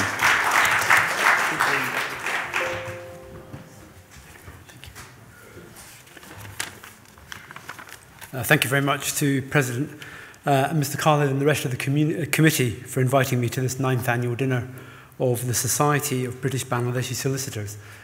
It is indeed an honour to attend this event in my new role as a Justice of the High Court of England and Wales. And I thank the Society and all the previous speakers for their kind words of congratulations and their good wishes for my future success in the role. As a judge, one gets to see a wide range of cases where parties are represented by solicitors and counsel of all backgrounds and abilities. It's deeply encouraging to see so many of you here today representing the very best of the legal profession from within the British Bangladeshi community. But I also see many cases involving litigants in person, and it's sadly an increasing feature of litigation in this country that people have to argue or defend complex issues of law and fact without the kind of expertise that your members can provide. That's why it's vital, it's so vital, that members of the profession can get together and provide the sort of free representation and assistance that your society provides. I've read about the new venture whereby some of your members will provide free advice clinics to unrepresented litigants. That is hugely important because even a little bit of legal expertise at an early stage in proceedings can make a huge difference to a litigant. It's a venture that's to be commended, and I wish the Society every success with that. I want to follow on a little bit from what my dear friend, Her Honour Judge Sapnara said about becoming a judge and the process of becoming a judge. 25 years ago when I started at the bar, it was an unachievable dream to become a High Court judge. It just seemed completely impossible. My background is the same as many of yours. Mr. Enam Ali mentioned the curry industry. My father was in the curry industry. He was a waiter, then a restaurateur. But he had big dreams. He dreamed that one day his son would become a High Court judge. But for so many years, it seemed just a dream. But several things happened to make that dream more of a reality. First of all, the tap on the shoulder mechanism, which for so many years had persisted as a means of getting onto the bench, was done away with and was replaced by a more transparent application process. Secondly, and perhaps more importantly for me on a personal level, Her Honour Judge Sapnara was appointed as a recorder. She was the first senior judicial appointment from within the Bangladeshi community.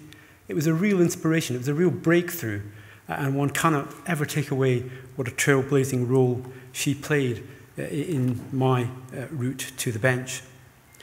Thirdly, I was encouraged by many existing judges to apply, and one cannot underestimate how important it is to have words of encouragement from people who are already in the profession. And fourth, and also importantly, was my faith in British society. Despite what the President said, I wasn't born in Bangladesh. I was born in this country, but I've grown up very much with a dual identity, both my Bangladeshi roots and a member of British society. And I've got a great faith in British values of tolerance, fairness, inclusivity, and meritocracy. And those things made me feel that whatever I did, I'd be recognised for my merits and my abilities and not because of my background. So those things encouraged me to apply, and I took the steps of becoming a recorder, then a QC, then a Deputy High Court Judge, then a High Court Judge. And some of these steps took a bit longer than others. For some of them, I had to apply more than once. And there's a lesson in that as well, which is perseverance is a very important attribute when you're seeking to achieve anything in the judiciary. So my message to all of you, to your colleagues who may not be here today, to any children that you may have that are studying law, that my father's dream is now a reality. You should no longer regard becoming a senior member of the judiciary as an unachievable dream. It is now a real ambition. Thank you for inviting me to speak at this event. Thank you for inviting me to come and say a few words. Thank you to the President and to all the members of the committee. I wish you all a very enjoyable evening, and I wish the Society every success in the future. Thank you very much.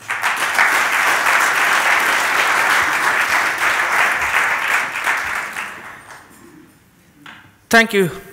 His Honor, Mr. Justice Akhlaqur Rahman Chaudhry, you are an inspiration for us. Thank you. We are grateful for you to be with us tonight.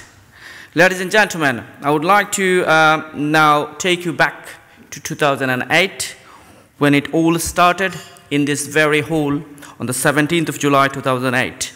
And after 9 years, we are back again here for our AGM and annual dinner. So, the host of tonight's event is the Law Society itself, and we are very privileged to have the President of the Law Society with us here tonight as our keynote speaker.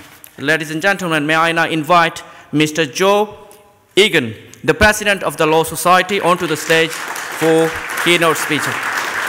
Mr. Joe Egan, President of the Law Society, ladies and gentlemen. Thank you.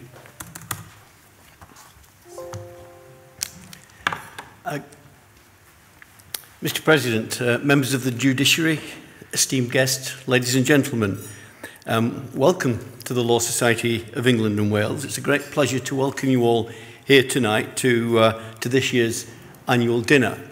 I must confess that when I saw that I had an invite to the SBBS dinner, I wondered what on earth I was going to say to the Society of Biomedical and Biotechnology Scientists.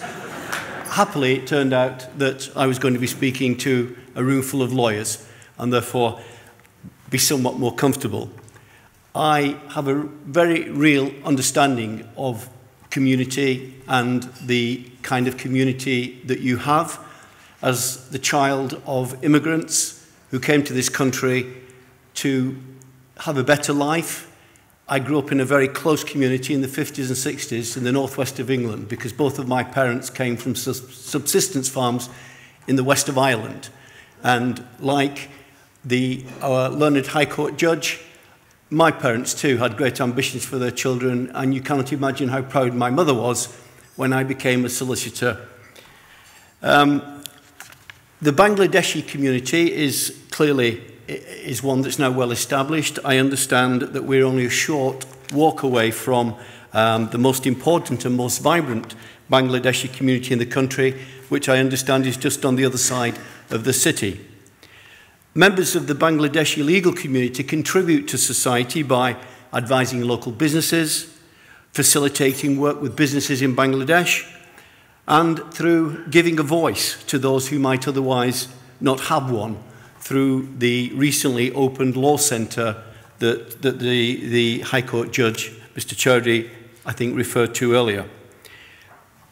Bangladeshi solicitors play a pivotal role as leaders in the legal community of this city and in other parts of the country. As many of you will know, and there's a pretty good clue on the banners, the Society was launched in 2008 at the Law Society in the presence of the then Lord Chief Justice and the Law Society's president at that time, Paul Marsh.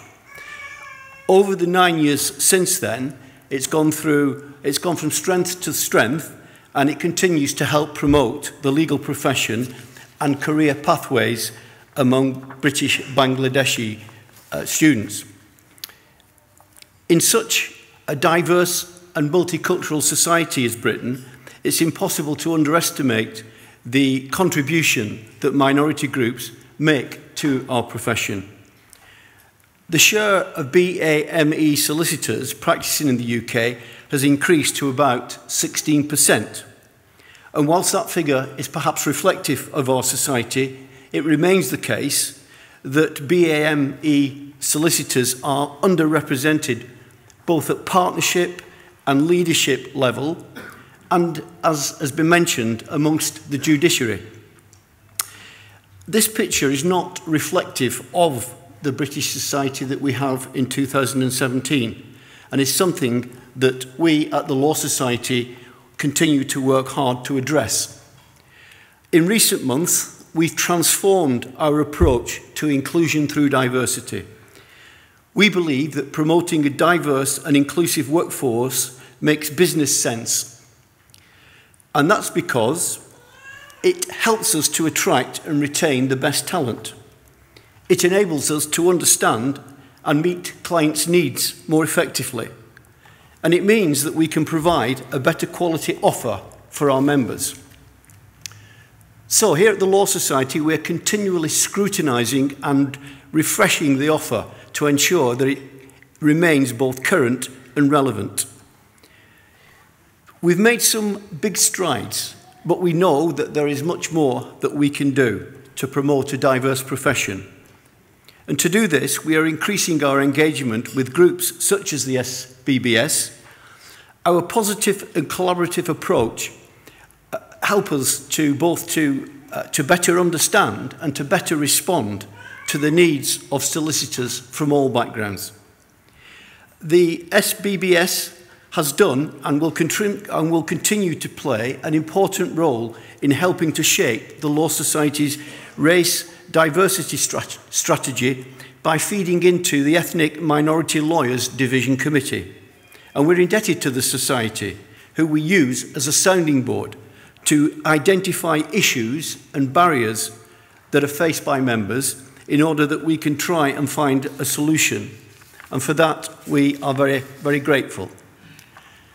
As was said earlier, I'm very conscious that this has been quite a lengthy amount of speeches and that you're probably all very hungry now. So, to conclude, two of the finest words in the English language, can I conclude by saying that our bonds of friendship and cooperation with Bangladeshi practitioners are now stronger than ever.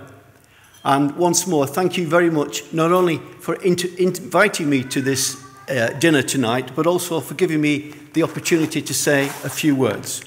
Can I wish you all a wonderful evening? Thank you very much.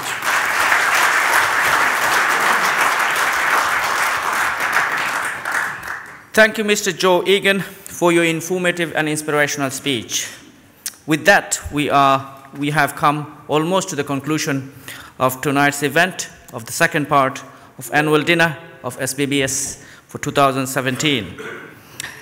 I would like to now invite Mr. Ihsanul Haq, the President of the Society of British Bangladeshi Solicitors, for closing speech and vote of thanks. Ladies and gentlemen, Mr. Ihsanul Haq, the President of SBBS.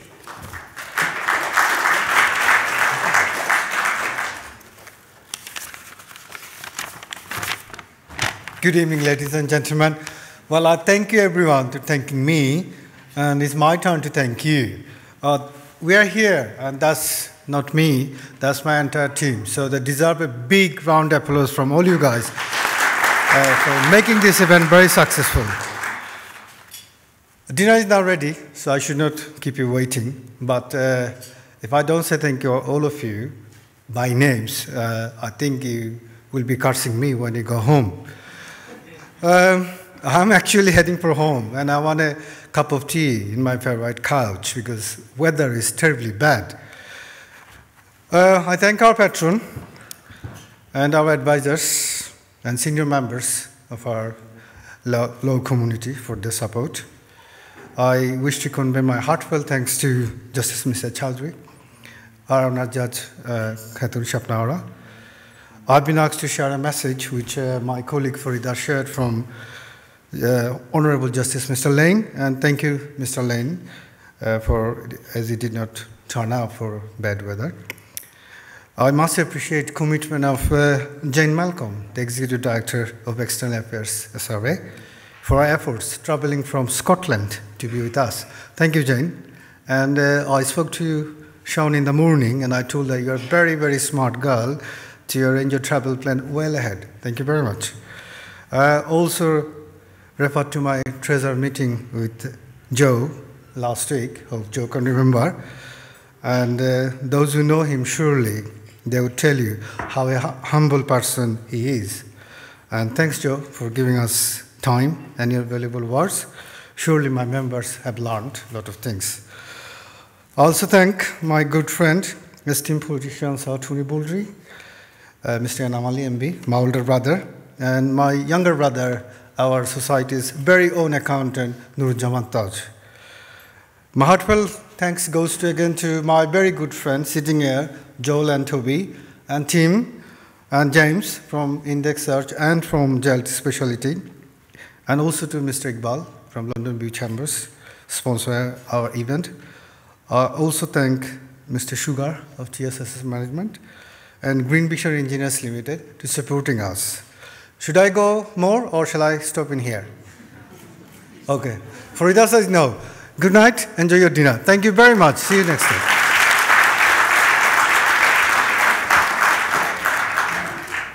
Thank you, Mr. President. With that, we have come to the conclusion of the speeches. No more speeches. I'm standing right between yourselves and your dinner. However, we have very small introduction. We will be very quick introduction of the governing body followed by a very small award-giving ceremony. So I would like to now formally introduce to our current governing body members of the SBBS, the Society of British Bangladeshi Solicitors, who were directly elected by the members on 4th of June 2016 to serve the society. So let me invite the man himself, Mr. Ihsanul Haq, the President of the SBBS, onto the stage, please. I would like to now invite Mr. Ihsanul Haq. He is the senior partner of Haq and Husman Solicitors. He's been called to the bar as a barrister with the Honorable Society of Lincoln's Inn. I would like to now request our Vice President, Mr.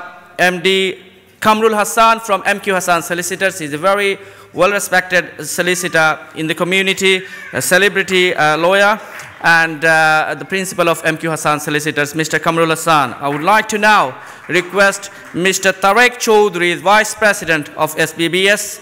He is the principal of Kingdom Solicitors. He is the only king in our committee. Mr. Tarek Choudhury, celebrity lawyer, and I would like to introduce him to you. Now I would like to introduce Mr. Abul Kalam Choudhury, very well-known lawyer in the community, our Vice President and Principal of KC Solicitors.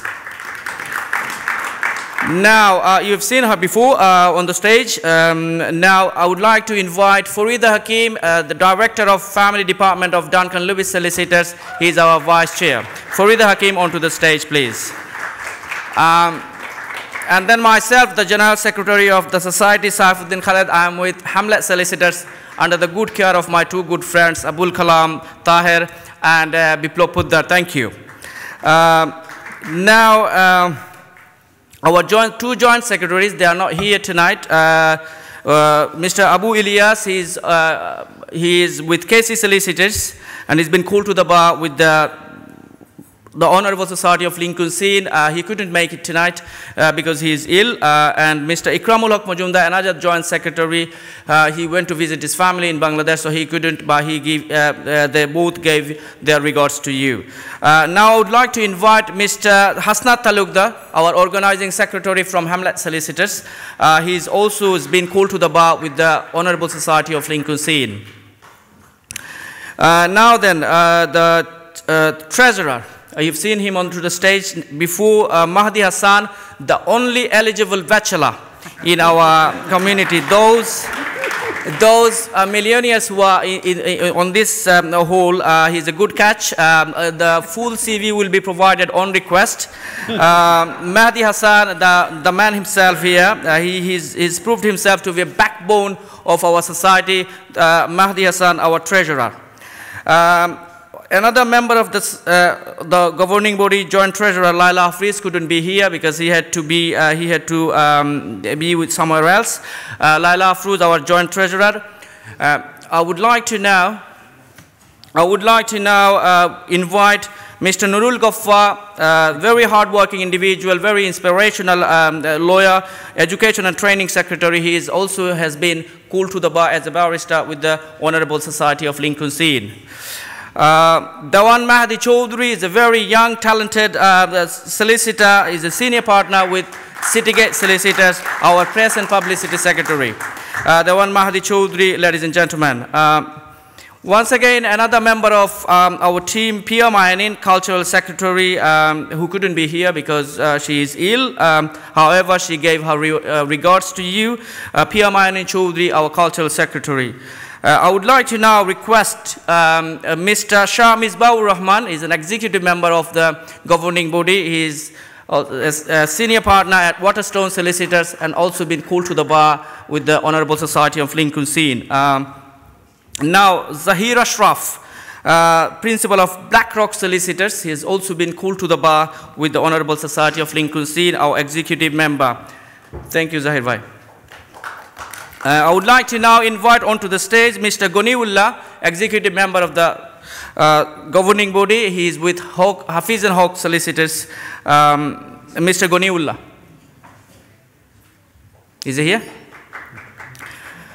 The next on my list is Munshad Habib Chaudhry. He is with Elco Solicitors, a distinguished member of the profession. He is an executive member of the governing body. Munshad Habib Chaudhry, ladies and gentlemen.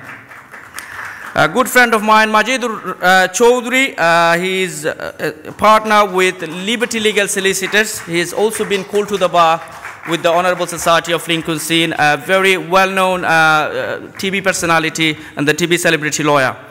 I would like to now introduce to you, we're nearly there, introduce to you Tahmina Kabir, the principal of Tahmina Solicitors. I used to pronounce her name Tahmina, but then she said no, it's Tahmina. So did I get it right? Okay. Thank you. Tahmina Kabir, she has also been called to the bar as a barrister with the Honorable Society of Lincoln's Inn, practicing as a solicitor. Then, the very respected lawyer, very senior brother to me, Chaudhry Hafizur Rahman, executive member.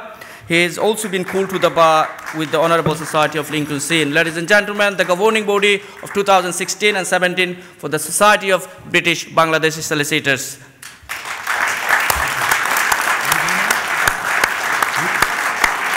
Thank you all. Thank you. Yeah. So big set, let's go.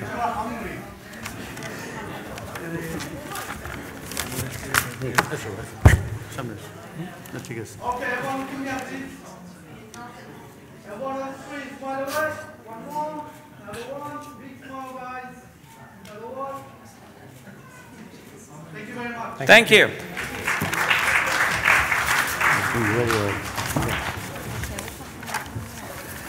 Ladies and gentlemen, once again, we are nearly there. With that, we have come to the last part of this segment of annual dinner of SBBS 2016 and 17. In this part, on behalf of the SBBS, ladies and gentlemen, can I have your attention, please? This is a very important part of tonight's event, and we would like to recognize and acknowledge that. Thank you. Can we have a big round of applause for each other? Thank you.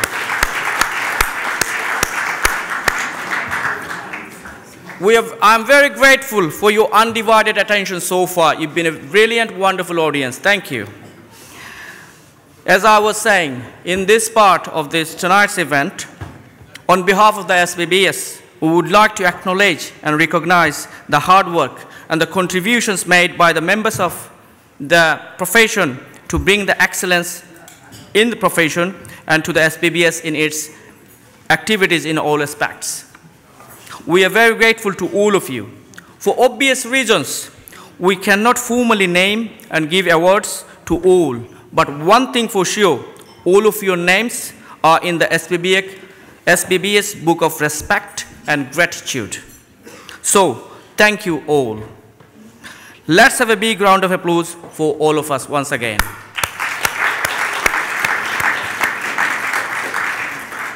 On this occasion, we are presenting awards under 3 particular categories, and those 3 particular categories are as follows. Outstanding contributions to the profession and to the community. Second category is outstanding contribution to the SBBS Legal Clinic, our flagship project.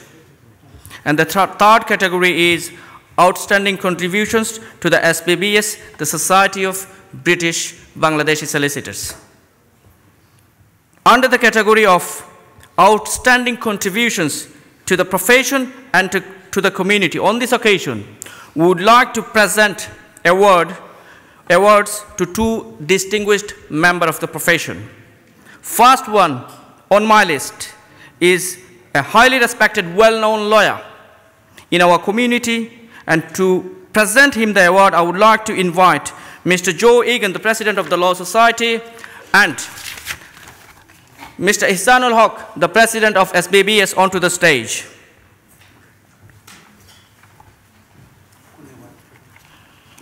Ladies and gentlemen, the rightful recipient of this award is Mr. Shahid Rahman, who was admitted as a solicitor on 16th of January 1984. I was in my primary school at that time. He was the principal of Shahid Rahman Solicitors.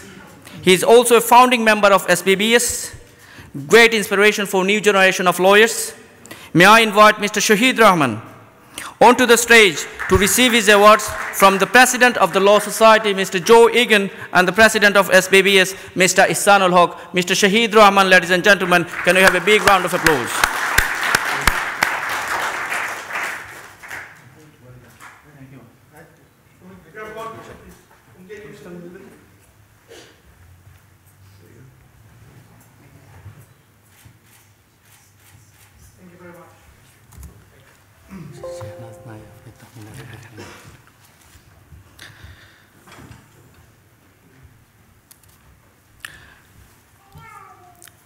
Ladies and gentlemen, the rightful recipient of the next award under this category is another distinguished member of the profession.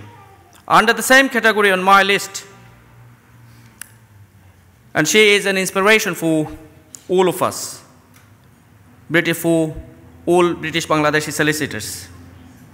And to present her this award, I would like to request her Honour Judge, Khatun Sapnara, and Sir Tony Boldy onto the stage, please.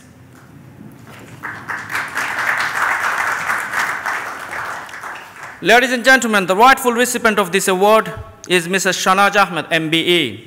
Unfortunately, she couldn't make it tonight because her aunt passed away. Inna lillahi wa inna ilayhi raji'un.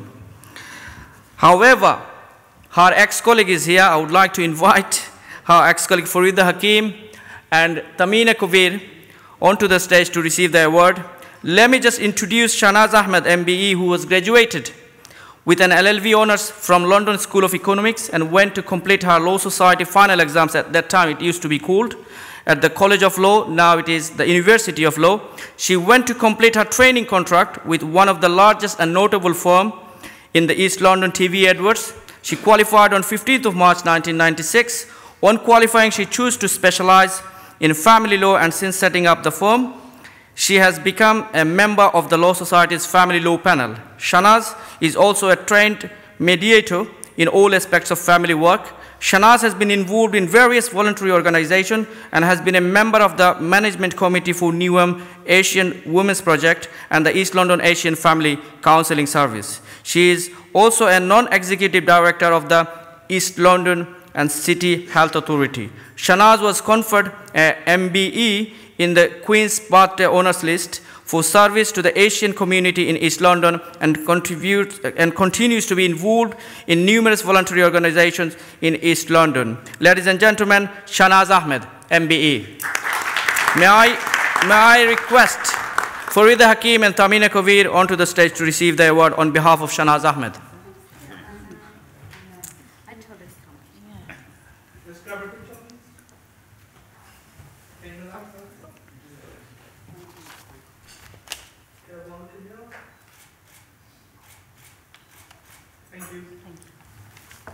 Thank you. Now,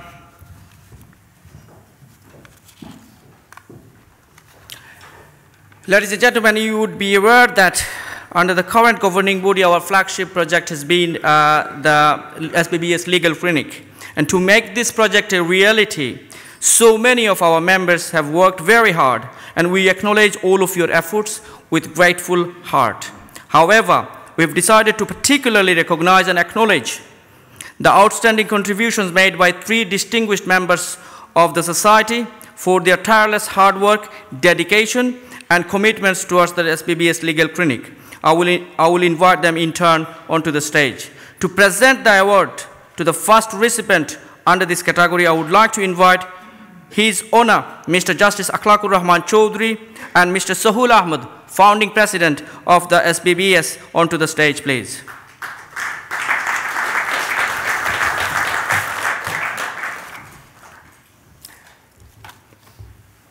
And the first award goes to Farida Hakim, the head of the SBBS Legal Clinic, the vice president of SBBS.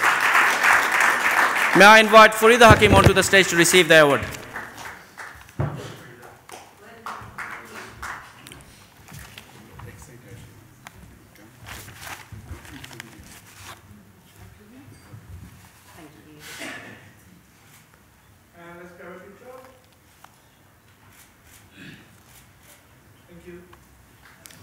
Thank you. To present the next award under this category, I would like to invite the patron, our patron of the SBBS, Judge Belayat Hussain, and our former president, Mr. Shafiqur Rahman, onto the stage.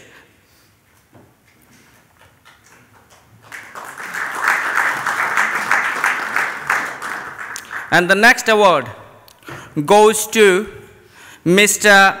Muhammad Kamrul Hassan, the principal of MQ Hassan Solicitors, for his outstanding contributions to the SBBS Legal Clinic. Kamrul Bhai, we are very grateful to you. Thank you.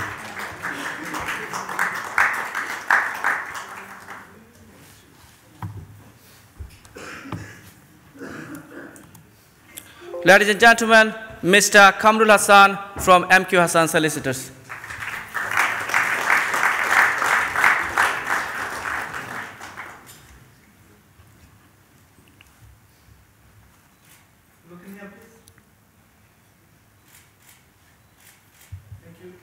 Thank you. To present the next award under the same category, I would like to request our former president, Mr. Abul Kalam, and Team Shuttleworth from Index onto the stage to present the award.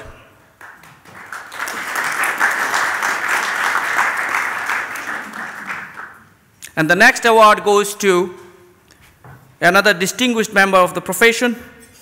He's a very well-known lawyer in the community, senior partner of Waterstone Solicitors, Mr. Shah Misbahur Rahman, ladies and gentlemen.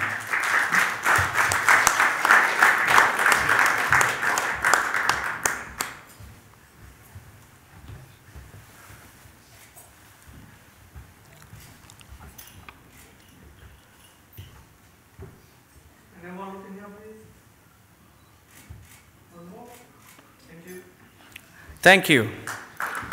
The next category on my list, and this is the last category, by the way. To present the first award under this category, I would invite Barrister Masood Iqbal of London View Chambers and Joel Harding from JLT Specialty onto the stage, please.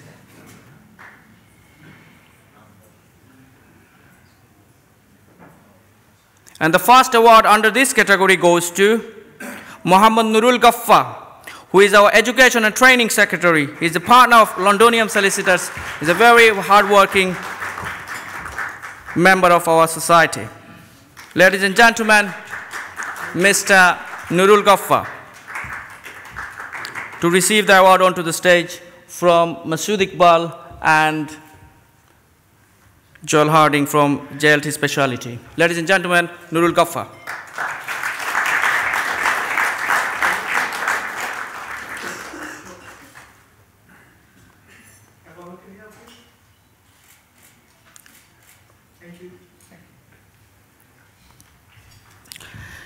Thank you. To present the next award, and this is the last award, may I invite Mrs. Jane Malcolm, the Executive Director of External Affairs of SRA, and Mr. Inam Ali MBE, the President of BBCCI, onto the stage, please. And ladies and gentlemen, the next award goes to the man himself, Mr. Mahdi Hassan, our only eligible bachelor, and our treasurer. And he is the head of the conveyancing department of Charles Gregory Solicitors. Ladies and gentlemen, Mr. Mahdi Hassan.